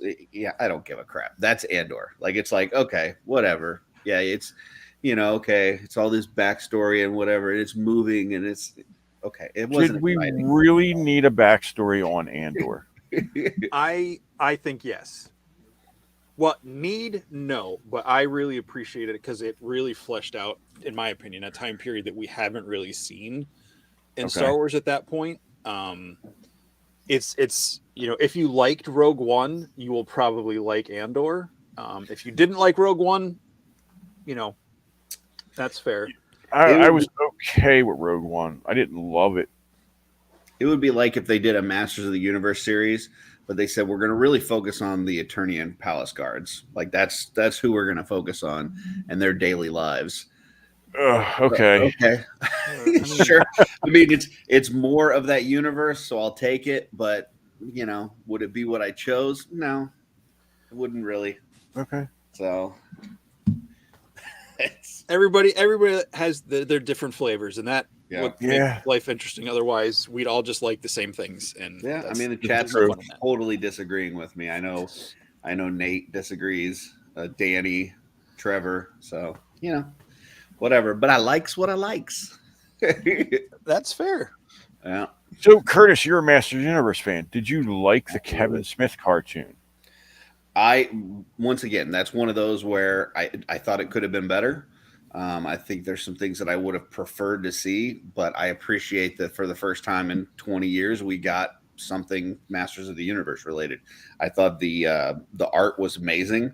Yeah. I love the way that they drew certain things. I didn't like how kind of pipsqueaky Adam was, and the fact that we didn't get enough He-Man, but I appreciated it for what it is, and I enjoyed it, and I watched it a couple times. So yeah. A lot of people, when it first came out, they were saying, "Oh, well, they brought Teela in as the main character." Well, Teela was in every episode to begin with in the 80s. Yeah, it was kind of about her to begin with. I didn't have a problem with Teela being so involved. I think it's more, that He-Man wasn't as involved, and there's these other characters that people would like to see that they would bring in for they bring in Fisto and Clamp Champ for like 30 seconds and then kill them off. And it's like, okay, well, why'd you do that? Like maybe he did it just to bring everybody in because he didn't know if he was going to get a second season.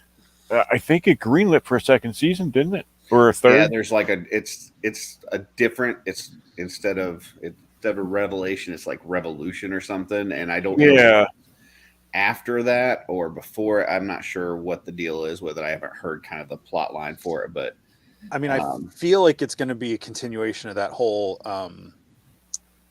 motherboard story they set up with, which was weird. The end of the season. I thought that was interesting. I mean, it was something new. It was new. Yeah, I mean, I don't need the same thing. I know there's some folks that just want the same stuff that they got, 40 years ago rehacked. I don't want that again. So I like that there were some new aspects to it. I like the whole Triclops and the motherboard and all that kind of thing. I thought that was kind of neat. So I liked the, Poncho Roboto. And, there was, like I said, there was a lot of stuff in it that I did like. But I thought there were parts that could have been better too. Okay. Danny, I'm with you. I would watch a whole series on the life of Man at Arms with Liam Cunningham voicing him. Yeah, I'll watch that. I could see that. Yeah. Yeah. So, I mean, what were your thoughts, Dave? What was that, Curtis? I asked Dave what his thoughts were on the Revelation. I enjoyed it. I went into it thinking it was going to be a little different because it's Kevin Smith, and I grew up on Kevin Smith stuff. Mm-hmm. I mean, I seen Clerks in the theater when it first came out. Mm-hmm. Love that movie. Yeah. So, I mean, there wasn't really too much that he did that I didn't like. So, Yeah, it was okay. I mean, I wasn't as disappointed in that as I was when I first saw the '87 Masters movie. Like that was like, as a kid, I saw that and I was like, "What is this?" Like I was just totally distraught. They're on Earth. Like, what is going? They're eating ribs and chicken and like they got I this. didn't mind that movie either, though. They got this little like accordion keyboard thing. Like, what is going on here? Like, I don't. Yeah, I was.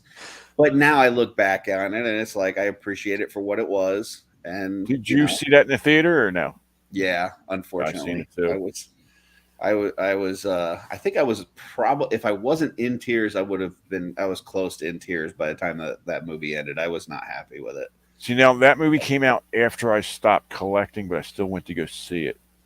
Yeah. I was already, because I mean, that was really it. And then there was a couple figures after that came out, and the line was dead.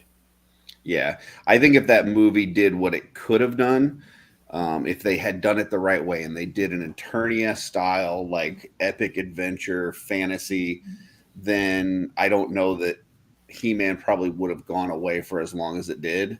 I think you would have ended up with something more like the Turtles. Like the Turtles just kept reinventing themselves. And when that movie came out, the TMNT, the first one, man, I love that movie. I watched that movie. I went one day at the theater and I watched it 5 times in a row at the theater in one day. It was just, it was like everything that I wanted in a movie. I never really got into the Turtles. That was already past my time collecting. I just think, like, if you look, like, from a cultural perspective, Turtles has done a much better job than Masters at constantly reinventing itself. Oh, Whether absolutely. Toy lines, cartoons, movies, whatever, it's always relevant.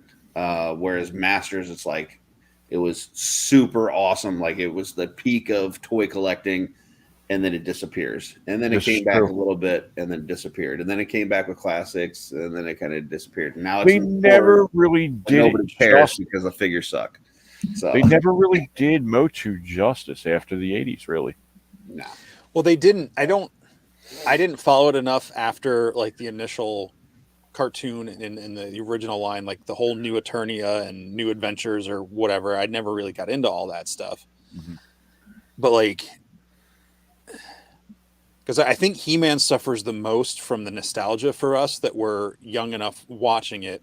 Mm-hmm. That whenever new versions of it came out, new people weren't getting into it, but the older people who liked it didn't like the new interpretation. Whereas Turtles, they always kept it, like you were saying, Curtis, like right for, just young enough for that next generation to come in. There wasn't as big a gap in between. Yeah.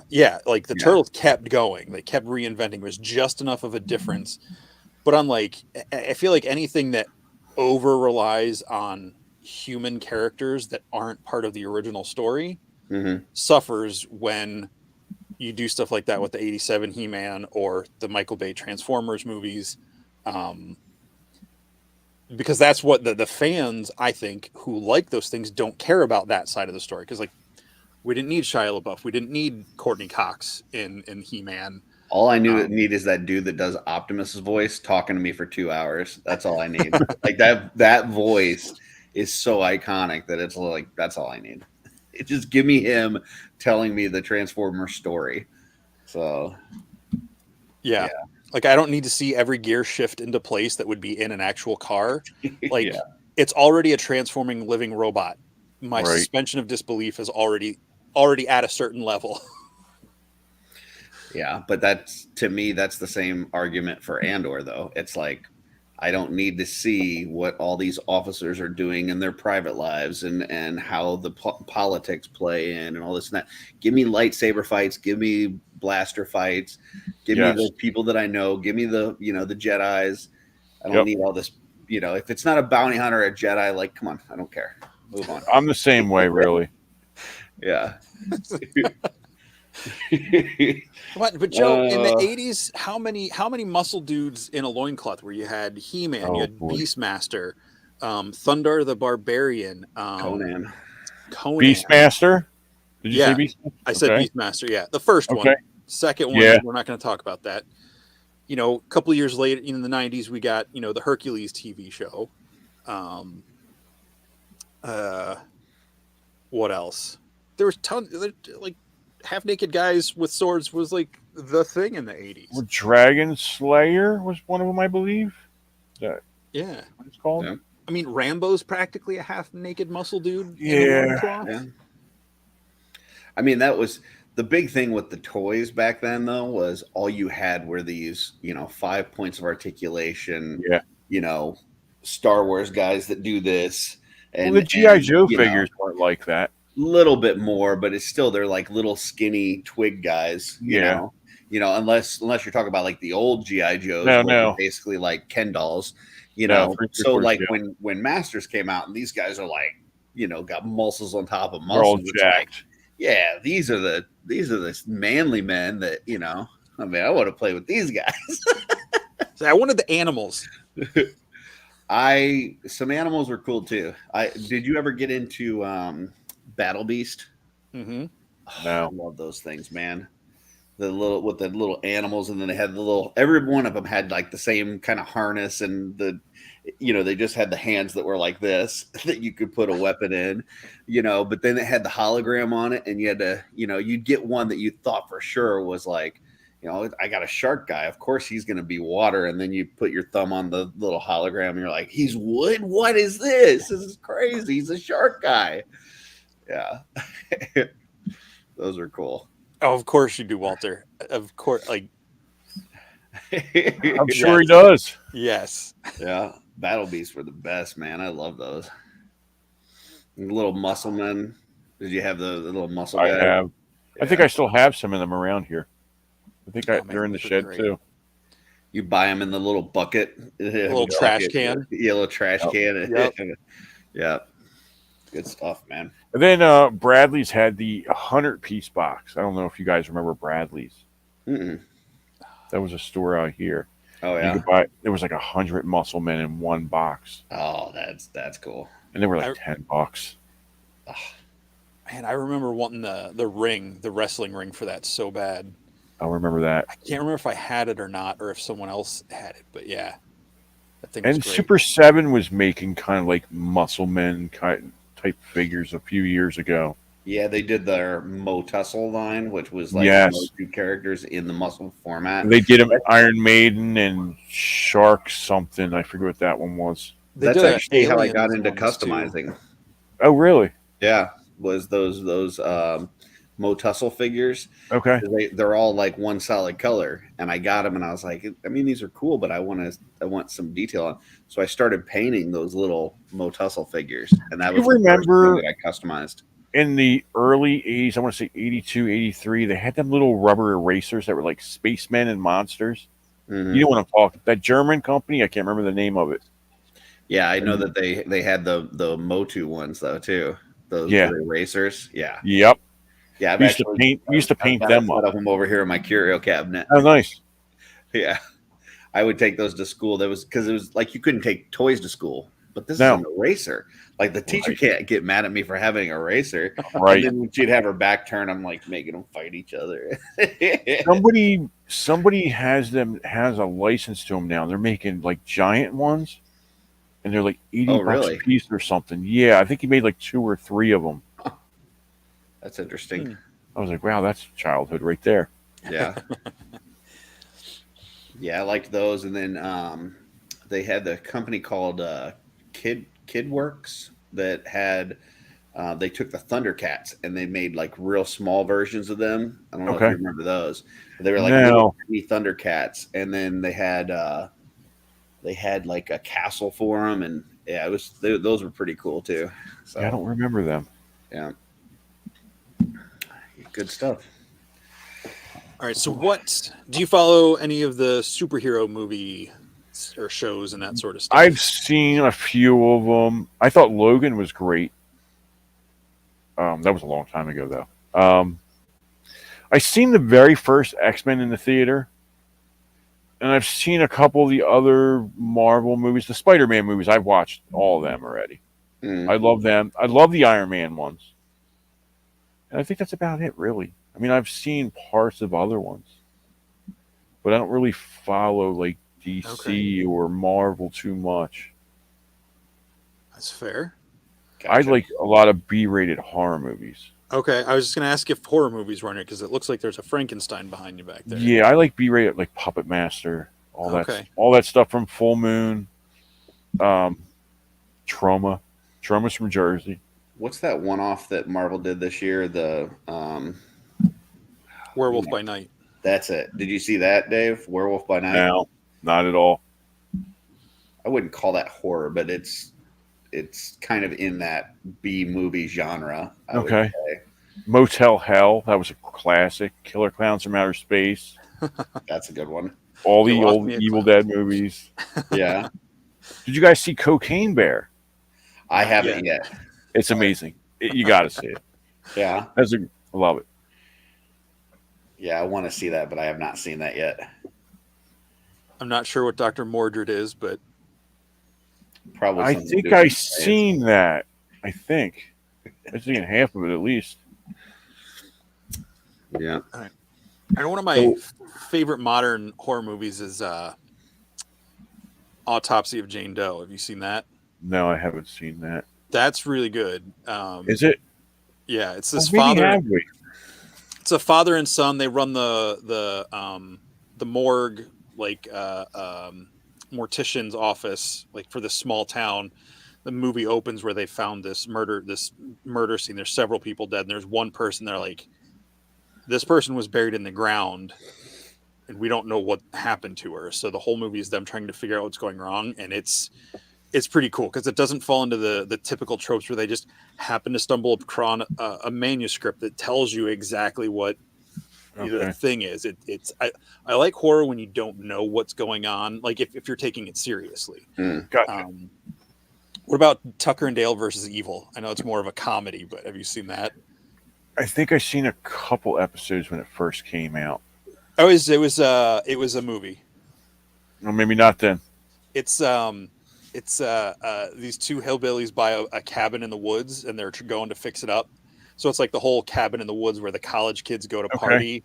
It's the whole flip on that where they keep dying throughout the movie, these kids, but the two hillbillies are just trying to fix up the shed, and the kids think they're killers, but the kids are really the bad guys in the movie. Yeah, I haven't seen that. It's hilarious. I'll have to check it out. I'm like the opposite. I like horror movies when I know what's going to happen. So like, Yeah, I'm the same way. Happy Death Day. Oh, I Yeah. love Happy Death Day. Yeah. Wrong Turn. What about Wrong Turn? I don't think I've seen that one. No, Is that that's the an one old with one. Or the Final Destination movies. Like I love I've seen them. Yeah. those are good. Because I know what's going to happen. So it's Yeah. then you're just waiting. Like you're not, Then I just found out Faces of Death is getting rebooted, and that is not real. I thought the first one was real. A lot of people did. Yeah.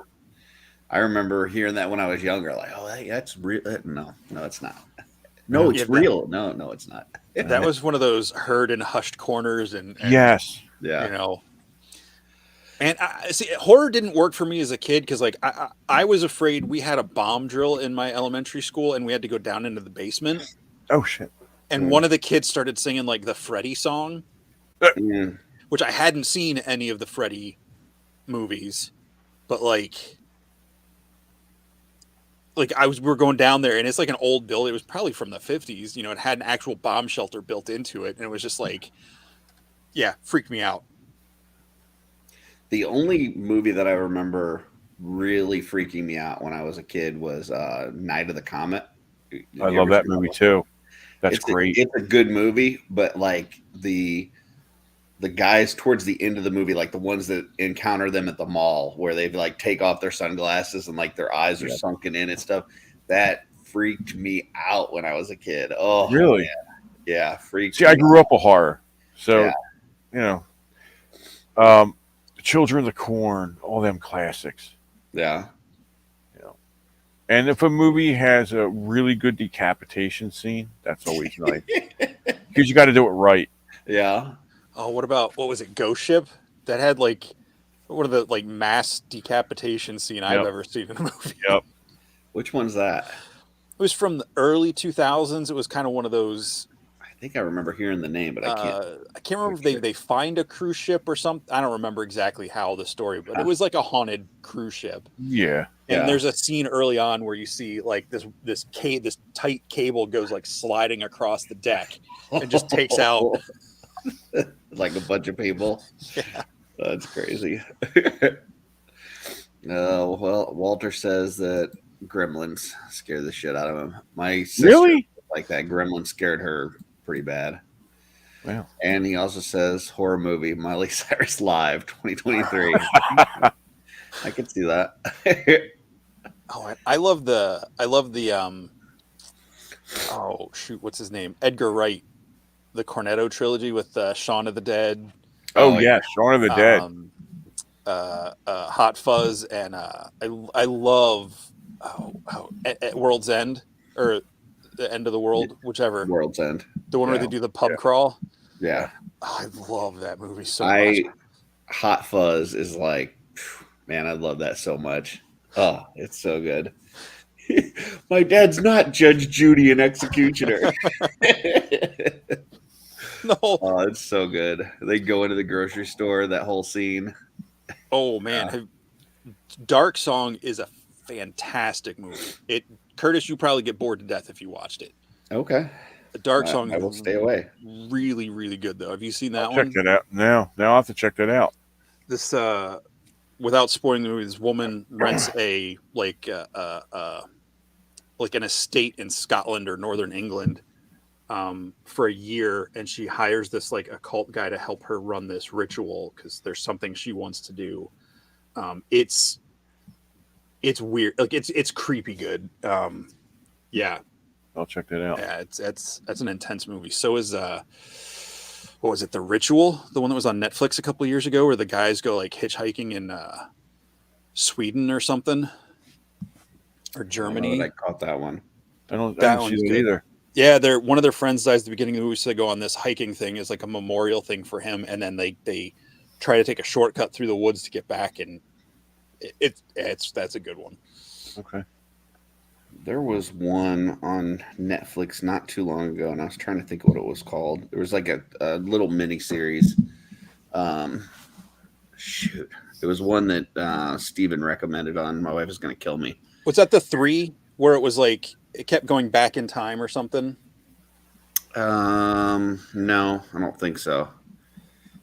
I'll have to if I think of it, I'll let you guys know. But it was really good. So if I think it was a Netflix original. But yeah, it was really good. So if I think of it, I'll let you guys know. I don't know. Oh man, Joe, I will never watch that movie again. I don't know that one. I don't know that one either. It's a sci-fi movie, but it was pitched as, I saw that. Okay, mind if can I tell a story? Sure. Yeah, go ahead. It's summer. I think it's summer. Yeah, it's summer 1997. Yeah.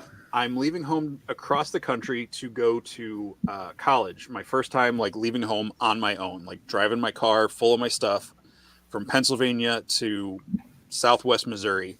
Mm-hmm. And I get about 10 hours into the drive. I'm like, I got to sleep. So I got to pull off the road. So I get to Terre Haute, Indiana, find a hotel, ask where the movie theater is. They said it's behind the mall. So I walk over to the mall because it's the same parking lot as the movie theater or the hotel, get some food, go to the toy store, whatever. And then they're like, oh yeah, the movie theater is like back that way. You'll see as soon as you leave the mall. Walk out of the mall, and it's like 3/4 of a mile down the road. I was like, I've been in the car all day, I'll walk. So I was going to see Spawn, and then the girl at the ticket counter convinced me to rent or to go see Event Horizon instead. I was like, oh, I didn't realize that was out, because the trailers made it look like it had Sam Neill. I think was it Lawrence Fishburne?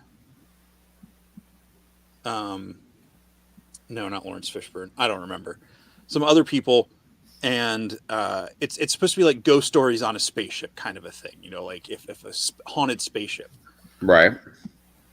So I go in and I wait like 2 hours because it was 2 hours. And instead of walking back to my hotel room, I just sat in the movie theater lobby for 2 hours, waited, went and watched the movie at like 11 o'clock at night. So I got to this movie. First time I've seen like a full blown horror movie by myself in a theater in a town I'm not familiar with. scared the ever living crap out of me because people are like screaming in Latin, pulling their eyeballs out, and like Yeah. like for me that was like peak. Why did I watch this movie? And then I had to walk back to my hotel room in the middle of the night through the dark abandoned hotel mall parking lot and everything. Mm. And man, I didn't sleep for the rest of the night. The only movie I could find on TV was like a psychological thriller where like the shrink was like counseling this woman, but he was like inputting fake memories into her to make her fall in love with him and all this stuff. I was like, well, going off to college is off to a great start. Well, what about Terrifier 1 and 2? Have you guys watched that? Mm-mm. No? No. Art the Clown? No? If there's clowns involved, I won't watch it. Oh, okay. Oh, wow. Yeah. Clown hater, huh? Except for it. Gotcha. Oh. I figured out what that series was for Netflix. It's Midnight Mass. Loved it. Oh, I need to Loved watch it. So good. Oh, it was so amazing. I loved it. Only 7 episodes, Jesse. Oh, it's so good. A quick watch through. Okay. But it is. Yes. Yeah. I keep Top forgetting notch. to go back to that. Yeah. Yeah. That's a good one. That was well worth it. And that I think the same guy that wrote that just did another one that I watched with my wife, and it was pretty good too. I don't remember that series, but if I think of it, I'll let you guys know. But yeah, Midnight Mass, very good. Yeah. Excellent. Field in England is one of the weirdest things I've ever watched.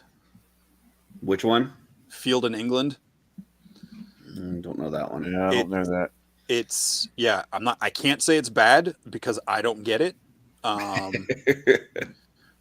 Yeah, I can't call art house movies bad because I don't understand them. They're not for me. But I watched it and I had no idea what that movie was about. Pilgrims tripping on mushrooms in a field is pretty much the most description I can give you. Okay. Gotcha. Yeah. Oh, the other one is on Netflix. Same guy that did Midnight Mass did one called Midnight Club, and that one's and pretty somebody good here says he also did Haunting on Hill House. Oh, really? Yeah, I didn't see that either. Gotcha. But that Midnight Club and Midnight Mass, I would say Midnight Mass is a little bit better, but both of those are really good. One's Midnight Mass is like really 7 good, episodes, and I think Midnight Club's like 10. But yeah, really good. So Walter's asking if we'd want a Mythic Legion movie, series, or animated style like Vox Machina, and I would go with animated like Vox Machina. I'll take anything. Yeah. If we could get a live action like a Lord of the Rings style kind of vibe, that would be cool. I would take that as a series, or whatever, Game of Thrones, anything like that. Like if you did that style with Mythic Legions, like that would be cool. But yeah, I mean, I would watch anything. If it was animated, I would watch that too. But yeah, I'd watch anything. I feel like a live action thing would be a very expensive. Well, expensive, but I feel like it could lead to. I mean, look what stuff has done to Star Wars in the fan base and everything. Like, I don't ever want to see that happen to Mythic Legions. Right, I agree. Yeah, but I mean, it's like I hear people complain about that with Star Wars, like even the trilogy, the last trilogy, the last 3 movies and stuff. And like, I basically say, shut up, stop complaining. At least you're getting stuff. Like as a Masters fan, like we don't get shit, So like when you do, even if Kevin Smith lays a turd, like we've just got to take it and say, thank you, sir. May I have another? Like, so I don't want to hear from Star Wars fans that are upset because their 9 movies and 15,000 TV shows aren't good enough for them. Like at least you're getting content. Like 11 movies. You have enough stuff that you can pick through and watch the stuff that you like, and there's still plenty of it. So, I mean, shoot, hell, go watch Clone Wars and stuff. Like, I mean, what was there, like 7 seasons of that? And yeah, come on, you guys got plenty of stuff. So I didn't watch any of that stuff. I've seen a couple seasons. I've never watched it all the way through, but from the people that have watched it all the way through, I hear it just gets better as it goes. So Same with what was it? Rebels. I didn't really watch that either. Rebels, I like Rebels, the storyline and better. Some of the animation is a little weird. Like because they had such a nice style in Clone Wars, I thought they made some weird choices in Rebels. When they'd show like Anakin or other characters from the clone, the movies, it's like, man, they've really changed that look. But the story in Rebels is really good. And Clone Wars was originally designed for a younger audience, and the characters actually do a lot of like character progression throughout the series. So if you start watching it and you don't like Ahsoka, you're not supposed to like Ahsoka in the beginning. Like I checked out, I saw the first, like the theatrical release of Clone Wars. There was like the movie that kicked it all off. And I was like, all right, this isn't for me. And then years ago, it was all on Netflix, and I was like, oh, I can check this out now. I want more Star Wars stuff. I'll give this another shot. And it took me, I think, through the second season to really like something clicked. And I'm like, oh, they're taking this serious now. I mean, the droids are still Roger, and like all Three Stooges about it, but like they get in some really good stories. Yeah, they do some really cool stuff with it. Especially by the end of it. And Ahsoka has become one of my all-time favorite, not Star Wars characters, but characters, period, because of it. Okay. Yeah, I can't wait for the series, the live action. Yeah, was that this year? We getting? Yep, supposed to be. I think the end of this year. I think it's late summer. And then we're getting something about all Sith characters or something. There's a series coming out called The Acolyte, which is supposed to be about Sith. Yeah, I want to watch that. I wonder if that's going to be any good. I think Walter's trying to take a survey to get a show started for Mythic Legions. Yeah, I would take whatever. Yeah. I'll take whatever. Who and what to start. But that's the same thing with like the video game. Thanks, I'm not a huge video game fan, but neither am I. You give me something Mythic Legions, I'm going to eat it up. So I bought the video game. I don't even play video games, and I bought it. I'd like a Mythic Legion. If they did a show, I'd want it to be where it's more like the game is being told to me, the way I understand the game, where it's not like you might see, Atlas or Artemis or these other characters like in events, but who you're following through the show is not the big name characters. Because I think I would enjoy that better. But yeah, Okay. I'll watch anything they do. But that would be my take. What about a Mythic Legion themed D&D game? I'm working on that to an extent. I don't know if I'll ever get to DM that, just because the time to get people invested in that is going to be so much. Yeah. That'd be cool though. Yeah. Has anybody seen the D&D movie that just came out? It's not out yet. I don't think. Oh, it's not. I think it's next. I think it's next week. Shazam came out this week. Okay. I want to see it. I don't usually pay attention to like official critics and or critics on Rotten Tomatoes, but apparently people are really singing the praises of this D&D movie. Okay. Even if you're not a D&D fan. Okay. So take that for what Yeah, usually if the critics like it, then I guess it is out. Mark saw it today. Okay. All right. I thought it was out. I apologize. Well, now I'm disappointed in Jesse because he told me he was going to see it when it first came out. Well, now that I know it's out, I didn't think it was coming out the same weekend as Shazam. I didn't think it was either. I thought it was next weekend myself. Since I'm not doing plasma tomorrow night and I got to go pick up my stepmom or get groceries for her, I will. I'll go see D&D tomorrow night after work. I wonder if it's like select theaters or something, because I'm not seeing it. Yeah, I don't know. Maybe it was like an early release or something. I don't know. Oh, maybe. Oh, yeah. Around here, it doesn't come out till next week. Oh, okay. Mark got a sneak preview. Oh, yeah. Advanced preview. Wow. Oh, there you go. Okay. That makes you sense. little sneaker. So, Mark, he says good movie. Okay, cool. All right. So, oh, yeah. Okay. Mark liked it. All right. Yeah, Cool. good. So Next week, John Wick 4. Oh, come on! I'm finally wanting to go back to I used to go to the movies like twice a week, and then Yeah. the pandemic happened. When theaters started opening up, like I was like, man, I just don't enjoy going to the movie theaters as much anymore. Now, And now they're putting a lot of stuff that I feel like I need to see that on the big screen again. So when I was in my like 20s, I was going to the theater every Friday. Every Friday I was there seeing something. And now I would say I probably go to the theater maybe 4 or 5 times a year. So, but I haven't gone in a few years. They are putting The Big Lebowski back in the theater for a nice. select showing. I'll go see that. Yeah, that would be good.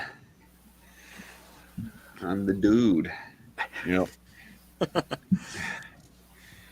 Let's see.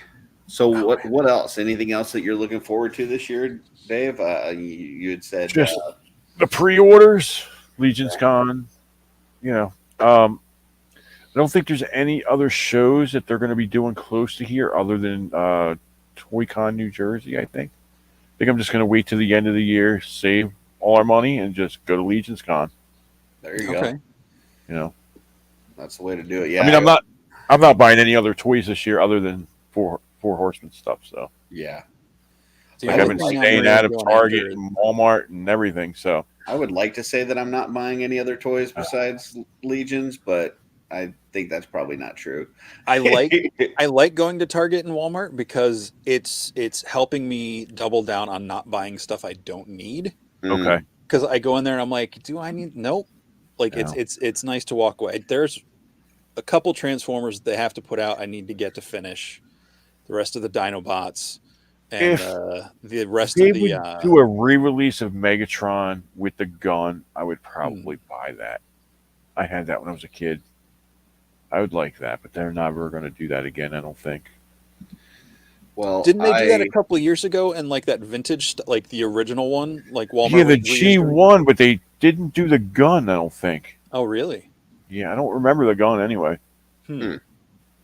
Maybe they just did Prime. I know they did Prime. They've done Starscream. They Soundwave. I have the Starscream. Yeah. We have the rest of the Dinobots for the current Hasbro line and the NECA gargoyles. Like those, I'm after those things, and that's there's a couple gargoyles I want. There's a couple Universal monsters I want. My brother bought me the Alf figure at ZoloCon. Oh, he's great. Oh my god, that figure is amazing. He's with my Legions. I have the War Duke. The War Duke's beautiful, but that was a pre-order from last year. Yeah. And somehow I pre-ordered 2 of them from 2 different places. Oh no! Nice. Yeah, I don't know how that happened.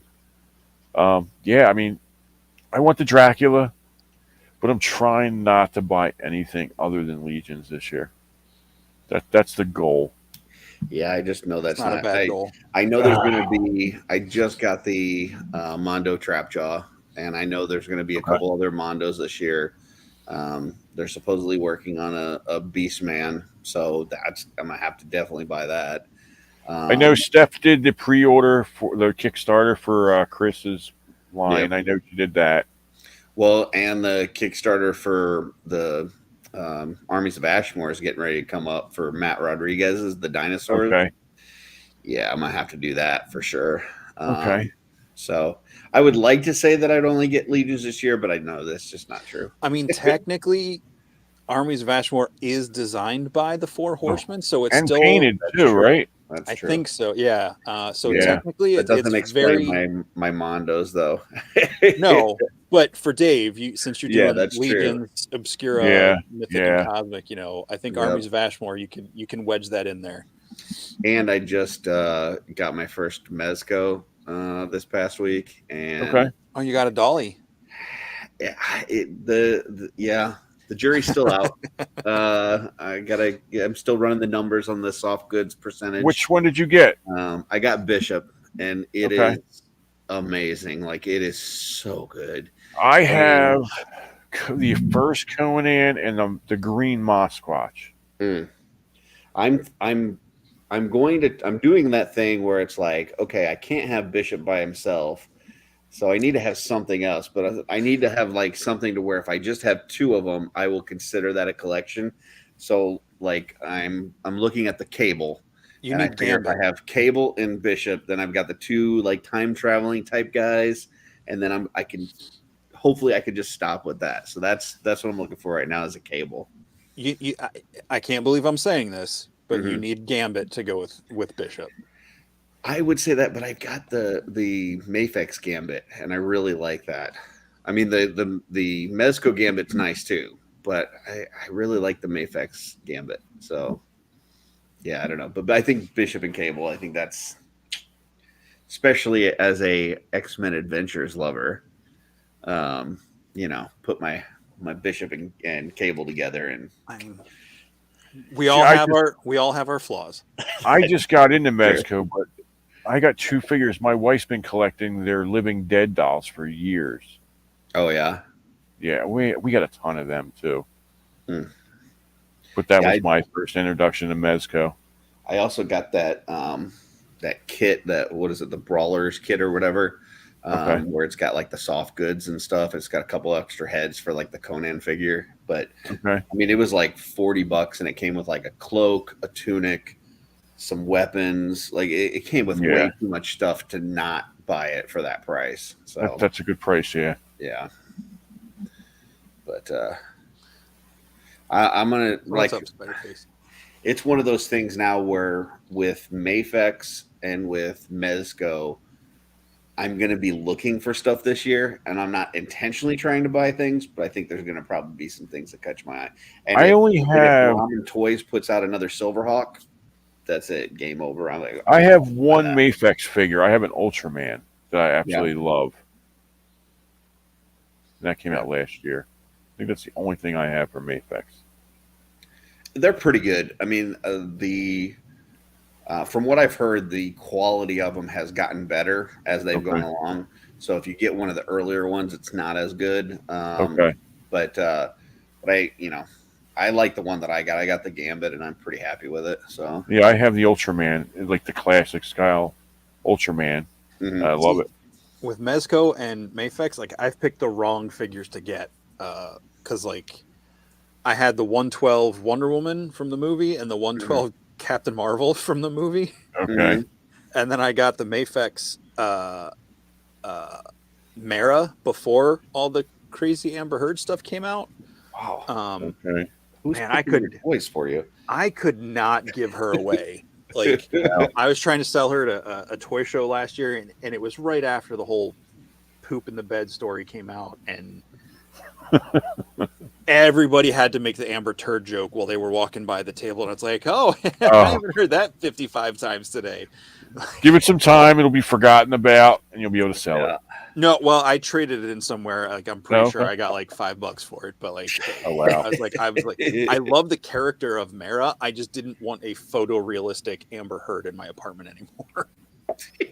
Gotcha. Yeah, I picked all the wrong figures. To You get the named real 3 benefit figures of that the I would lines. never have bought in a million years. But they're all characters I love. They're just not great examples of those lines. And I got the SH Figure Arts Monster Arts Kong from Kong versus Godzilla. Again, super articulate. The sculpt on it is amazing. It just, I think it was the wrong figure to get for those lines. I had a few Maybe Star it was Wars. the right figure to get, because now it makes you not need to buy new ones. Well, And- right. Yeah. I think the only one I still have is the Wonder Woman, just because Yeah. it is what it is. You were saying, Dave? I had a few of the SH Figure Arts. I had Star Wars ones. I got rid of them too a while ago. I don't even think I opened them. Yeah. There's just too much stuff. There's definitely a lot of stuff. Well, another thing, man, I really don't know where I would put that McFarlane Batmobile that they've shown, but that's a really great deal. $60 for that Batmobile. It's like 24 inches. Like that thing it's got the, like you can fit like a full size McFarlane figure in there. Yeah. Yeah. Well, when Super 7 did the Snake Mountain, my wife kept saying, you should buy it, you should buy it. I'm like, we don't have room for it. Yeah. There's no way. Yeah. I bought it, but then it was just sitting in the garage, and so I had to I had to adopt it out to a new home. Yeah, So, that was a giant playset. yeah, Thing it's was big. huge. It's massive. Yeah, I didn't jump on it. Yeah. I think the only But only hey, we place might have a dragon coming soon though. So I'll buy that. That'll Yeah. go in the living room. yeah, you'll have to find room for that. Yeah. We already said if we get a 4-foot dragon, we'll put that in the living room. Yeah, we'll find a spot for it. I mean, we have a dragon mailbox post that I bought a few years ago, and that's all resin. That thing's beautiful. Oh yeah. Yeah, That's from cool. I forget what that company was called. It was a couple $100, I guess. But that was cool. So that's my dragon until we get the 4-foot dragon. Well, people are always talking about having a 4 horseman dragon, but you've already got it. You've got that Granomir there. That's Yeah. that's That is nice. dragon. I got one of the last ones when Big Bad Toy Store had it. It was literally, Yeah. I think it was like the second to the last one. I grabbed it. I love that Granomir. He's so cool. Yeah. That's how I want my dragons. I want them fat with really tiny limbs to where they can't even move around, and they just sit in a cave and give out advice. Oh, I do wish I did get the red one, though. I wish I got the red one because that was more of the cartoon. Yeah. But Yeah, I the was green happy one to is get like the mini comic one. Yeah, I'm happy with it, though. I don't care. And he is Yeah. nice. So Yeah. you could always paint it. Yeah. No, that's too expensive to paint. That's true. Someone had They me are paint expensive. a Drayleon last year. Yeah. I was nervous as heck taking that thing apart to paint Yeah? that. I'm sure it's not Granomir level yet, but it was. I know he paid a pretty penny for it, and he was giving it as a gift to someone who doesn't even collect Legions. Oh, If wow. you're watching, Douglas, Yeah. yeah, he was he does martial arts, and his instructor like there's something a dragon symbol is involved in their Mhm. Oh, okay. their school of martial arts and everything, and he wanted to give that to them because it was some sort of anniversary for him. So he had me repaint it in their school colors. So, Curtis, you look like I'm looking behind your stuff, and you've been collecting for a long time too. Not really. No? Early 21. I just went in Oh, heavy. wow. Yeah. Yeah, I went in heavy. Actually, most of the stuff that I've got behind me, most of it's customs. Okay. I would say more than half of the stuff I have is customs. What about you, Jesse? Have you been collecting a long time? I actually Friday was my 2-year anniversary for getting my first Mythic Legion. I got a Thistlethorn off eBay because I must have been one of the people that missed it when whoever bought the last 24 of them. Oh, Yeah. okay. Because I was watching it on Big Bad Toy Store, saw that it disappeared, and I just went straight to eBay. I'm like, well, I want to get him before he goes up even more. Yeah. And then it was really Legions Con 21. Like I had maybe had 7 or 8 by the time I went to Legions Con. Gotcha. At the end of that year. So it's really only been the last little over a year that I've been into it. Oh, wow. Okay. Did you collect before that? All sorts of stuff. Like I've pretty much collected most of my life. I've only ever really stopped if there wasn't something I was into or didn't have the money to. But I mean, over here is all one little corner of my comics. Over here I've got Black. Over here's Black Series Star Wars stuff. Yeah. I still have a bunch of other lines I've thinned out, but I'd like to get rid of my Black Series. I have it all in Rubbermaids. It's all still in boxes. Never opened any of it. I can't get rid of all of it. I pared a lot of it down, but yeah. Same with my Marvel Legends and other stuff. I used to have almost 1,000 pops. I'm down to, I think, a couple hundred. We have a ton of pops too. They get addicting too after a while. I'm glad I never went down that rabbit hole. Yeah, we did. I buy them for the wife because like there's certain figures that she likes. Yeah. So we buy them. I saw some pretty cool ones, and then I'm like, I was thinking about picking some up, and I'm like, this just feels like Beanie Babies all over again. It really is. Like this is a fad that's gonna burn hot and then burn out. I first started seeing them when Force Awakens came out. We did the Force Friday, and that was the first time I seen pops. Yeah. What the hell is this? Yeah, I don't know. Yeah, I moved home. I think I had seen them. I moved home in 2011. My mom got me. She picked up a Darth Vader and a Yoda, and she had me pick one. So I picked Yoda, and she kept Darth Vader. Okay. And then a couple years later, I got into it, and then I got really into it because I'm like, oh man, it's all these different lines, all these different Yeah. characters. But they all, even though it's that weird stylized look, it's like they all fit. Right. You know, because I remember I was collecting Pirates of the Caribbean toys when they were out, and then I had like a Marvel Iron Man when that movie came out, and he was too small to go. Like, I didn't know the scale. I wasn't in any toy groups or anything. So I'm like, man, Iron Man just looks really goofy next to the Pirates of the Caribbean, like just having like a display of like movie figures because he's so much smaller. Right. So I had to put other weird size stuff, and I was just like, yeah, this is all so weird. So when I got the Pops, it's like, all right, everybody's the same size. Yeah. Like, everybody's got a similar style look to them, and you know, I just went hard on those. But yeah, I can't get rid of my stuff either. Yeah.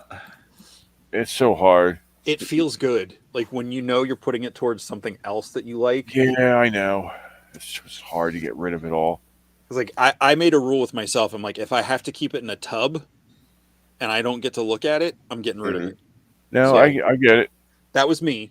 The only thing I keep in, like, the only thing I don't have out are the ones I put up for like the holidays. I have like a whole bunch of Christmas ones that I pull out, but otherwise, if I can't look at it, I get rid of it. Gotcha. Yeah, I've got like my Mondo and my Mythics in the house, in the living room. Okay. And then everything else goes to the garage. And it's one of those where the garage, because I've got like 4 shelving units in the garage, and if those get full, then I've got to start getting rid of something before I can get something new. Gotcha. But yeah, that's so it kind of helps limit me a little bit on what I purchase, but you know. Yeah, after Legion's Con, I just told the wife, I was like, I'm not buying anything else other than 4-H stuff. There's no way that I can keep up with everything. Yeah, I need to watch how many Mythics I buy too, because like we were just talking before we went live. Like I just got my all in for All Stars 5, and then like I looked, I'm still got like what did I say? It was like 9 other figures plus 2 horses coming. I'm like, what am I doing with all these extra? Like I already got my all in, like they're already in the display, you know, but I still got 9 more figures coming. But yeah, I think I have another 6 or 7. I think. Just wait till your 37 Sir Elijah show up next year. I think it's only like 11 Sir Elijahs. I do have a 12-pack of Sentries coming with the oh boy. So, but yeah, that's gonna be fun. I can't wait for them Cosmic Legions. They're gonna look so nice. Yeah. I gotta make a separate shelf just for them. Yeah, my shelving problem is, all right, what can I get rid of? If I can't get rid of anything, how can I Tetris this space to elevate and you know, use all the space I have possible? I mean, I know eventually this whole entire thing is going to be for Horseman stuff, so a lot of it's going to have to go. Like the Super 7 stuff's going to have to get boxed up. I mean, because I got some of the new Thundercats too. Yeah, it's just getting crazy.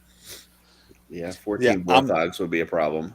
I guess there's three Thundercats I need to get. 2 of one's I think out or will be out soon. I got to get Snarf, and I got to get Wily Kit and Wily Cat. Now that they've announced Wily Kit, I need Snarf. I got to at least get Snarf. Kit and Cat I can maybe pass on, but if I I have Slythe. He's an amazing figure, and so is Monkian. Great figure. I wanted the mutants, but I was like, oh man. I've only got 2. I got Monkian and I got Panthro because those are like the 2 that when I was a kid that I had. Yeah, so, Monkian's a beautiful figure. Oh, they did such a great. Same with Slythe. They did a great job. Yeah. See, I would have wanted all 4 of the mutants. Yeah, I don't really feel like them, any right? of yes, I don't know that they're still sculpting them, but they did the early ones. Okay. But I don't know that they've put out a Thundercat that I haven't thought was good looking. I can't think. Yeah, they all look nice. I know the Shatara looked better in the prototype than what she came out to be. But even she's not bad looking. No, she's not bad looking at all. I thought they did a good job. I mean, she's great if you didn't see their prototype. Right. I don't even remember the prototype, so. It was a little bit chestier. The face, I think, was a little bit better. Okay. And I think the hips or the legs were something was different about that to where it's okay. more different. I just know the face was. I don't remember the other parts as well. She was definitely chestier. I think I heard a story where Super 7 basically took the sculpt that the Horsemen gave them and were like, yeah, that's too chesty, and had to tone it down a bit. Oh wow. But her face, I feel like for me, it felt like they really toned down the face to be more like the old toys, where it was a much more simplistic paint work on it. Well, I just don't feel she matches the rest of the characters that I have. They did do them reissues of like the LJN colored Thundercats too. Right, not those, but I just mean I feel like they dumbed down the quality of their paint app on the face with her to where it's almost like the Silverhawks, especially. It's like a black line for the eyelash and a black dot. Where I feel like Lion-O. I mean, she's not quite that bad, but she was the first one I ordered. Yeah. And when I actually got her in hand, I'm like, wow, she just does not. She feels less impressive than the other ones. She's not bad, but their translucent tiger that they did is pretty awesome. Have you seen that? Yeah, I've seen that. That's nice. It's pretty good. I do like their music figures. I have I have the King Diamond and I have the Papa from Ghost, and they're amazing. The King Diamond I've been wanting since the 80s, so as soon as I seen that, I had to have it. And then they got the Lemmy and they got the Cliff Burton from Metallica and the Slayer coming too. Yep. I'll grab all of them. Nice. That's cool. I will say, like, the packaging on Super 7 stuff is really nice. Like, if you want to be an inbox collector, like, they probably make they are the Apple packaging of the toy world, in my opinion. Yeah, I agree with that. I got they did an Ultimates Voltron. I have that. Yeah, it's only like 7 inches, and the first one, right? Yeah, I left that in the packaging because it looks like a smaller version of the actual Voltron that like you had as a kid, and it looks really nice, and the packaging is just spectacular. So I have that, the cartoon Conan, and the Toxic Crusader too from that whole line. Oh, and the Ren and Stimpy. Oh, nice. I have them too. I had to have them. Yeah, Super 7 started doing some strange stuff though. They had like the Simpsons line, and it's like, I don't know who's buying this stuff, but okay. Someone is. I guess so. Working at the comic shop, there is a huge Simpson collector fan base out there. There is. Really? Yeah. Yep. Never would have guessed that. Yeah, I can't tell you. It's slowed down a little bit lately. Mm-hmm. Maybe since the Disney Plus stuff, but I feel like it's at least a couple times every other week or so, several times a month. I'll say that, where people come in asking for the old Simpsons comic because they haven't made them in a couple years now. So people are always looking for Simpsons stuff.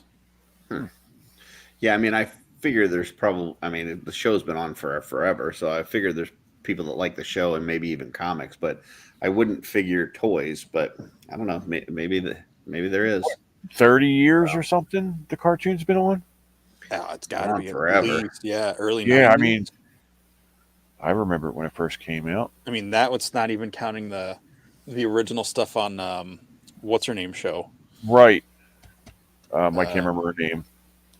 Oh, Tracy Ullman show. Yeah, That's it. Yeah. That's it. Yep. Cool. Yeah. Well, anything else that you want to promote, Dave? Anything you got coming up that you want to talk about? No, I just do my thing. I mean, I don't really post a lot of any customs really online. I kind of just make them for myself. Yeah, gotcha. That's fair. The stuff you shared with us tonight was really cool. So thanks for letting us share no problem. I mean, I have others. I don't know. I just didn't pull them out, I guess. You know what? The shelves are so packed. It's hard to kind of pull one out, and you got to put them all back. Yeah. So So, well, I know you said that you had shirts going to Toylanta. Are you also going to Toylanta? no, I'm not, unfortunately. But you do have We shirts. were going to try to do Mythic Meetup, but I don't think that's going to be able to happen. We were going to go to California. I don't think that's going to happen though. So I think we're just going to save all of our money for Legions Con. Okay. Because like you got shirts going to both of those events. Yeah, because like 2 weeks before Legions Con is the wife and I's wedding anniversary. So we're going to try to make them a couple weeks, you know what I mean? Like the end of the year, the best. So cool. Awesome. Yeah, that works. Yeah. Very cool. So awesome. All right, Dave, well, if you want to hold on a second, we'll bounce you out and close out the show. Or if you need to get going, go ahead. But if you hang on a minute, we'll catch up with you here in a second. Okay.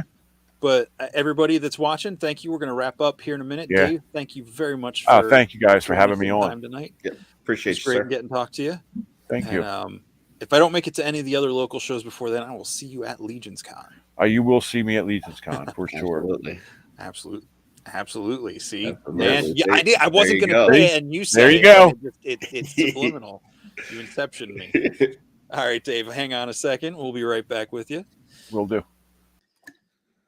All right, folks, we are wrapping up episode number 11 of season 2 of Shooting the Shelf with Dave Orkin. That was a really fun chat tonight. Next week, I've not gotten my confirmation back, but it was the first guest I've had beg to return. Matt Rodriguez wants to come back next week. So unless I hear otherwise, this is what we can look forward to talking to next week. He's got some dinosaur action figures coming out some point down the road, maybe someday. But yeah, no, Matt Rodriguez next Sunday night, 9 p.m. right here on Shooting the Shelf with myself and Curtis. You're going to have to practice rolling your R's this week so you can. Rodriguez. Warm digital welcome 4. And then roll that R. I'm just going to call Matt Rod. I'm There just going to white it out as white as I can white. Oh, I'm going to stop saying that. That sounded way worse than I meant it to be. Yeah. Before I say anything else worse. going on this week, Jesse? Just working. We'll have Mythic Minute back this Thursday night. I think I'm going to finally wrap up the Races of Mythos with the humans this week. Nice. I think there might be one miscellaneous catch-all to do on that afterwards, but I think that's the plan for this week. And then, back here next Sunday night. We need you or somebody else to start reading those cosmic blog things to us because I don't want to read, but I would love it read to me. So either on your Mythic Minute or I don't know, we need somebody to record those so that I can just listen to them and go, gotcha. Well, since it's cosmic, I don't have a cosmic show yet. So that's true. You need a cosmic countdown. Minute. If someone wants to take Mythic Minute into the Cosmic Cabal, go with Cosmic Countdown. Nice. Anyway, it'll be whiter than out of this world. Danny, I love you, but you say the worst things. Why? Why would you? Okay. Hey, gotta appreciate all the facets on the diamond, right? I guess so. All right. Next week, Matt Rodriguez. That was good. Thank you. Yeah. Nice. Let's see. I'm gonna bring up the thing, get the show ready to wrap up. Anything for you, Curtis? Nothing really. Busy week at work. But maybe another studio next weekend. We did one today. It went very well. We had like 10 or 11 people in there at one point, and a lot of people working on projects and really cool stuff. So look for that. If you're not busy next weekend, Saturday or Sunday, if you see us doing a customizing studio and you're working on a project or you just want to come hang out, it's really fun time. So, and where can they find that, Curtis? In the Wolf Den on Facebook. There you go. And then usually when I open it, I'll make a post in the Cabal too, just so people know, which actually we did that today and we got I think 4 people to join the Wolf Den. So there you go. Yeah. All right. So all right. Well, thank you all very much for showing up tonight. Had almost 30 people throughout the show. That's always fun to see the interaction. I apologize, as always, if we did not get to all of your comments. There's just so many of them, and you guys are so cool. And half the time, I think you're just talking to each other. But thanks for joining us here on the shelf. We will catch you next time. And until then, what's on your shelf?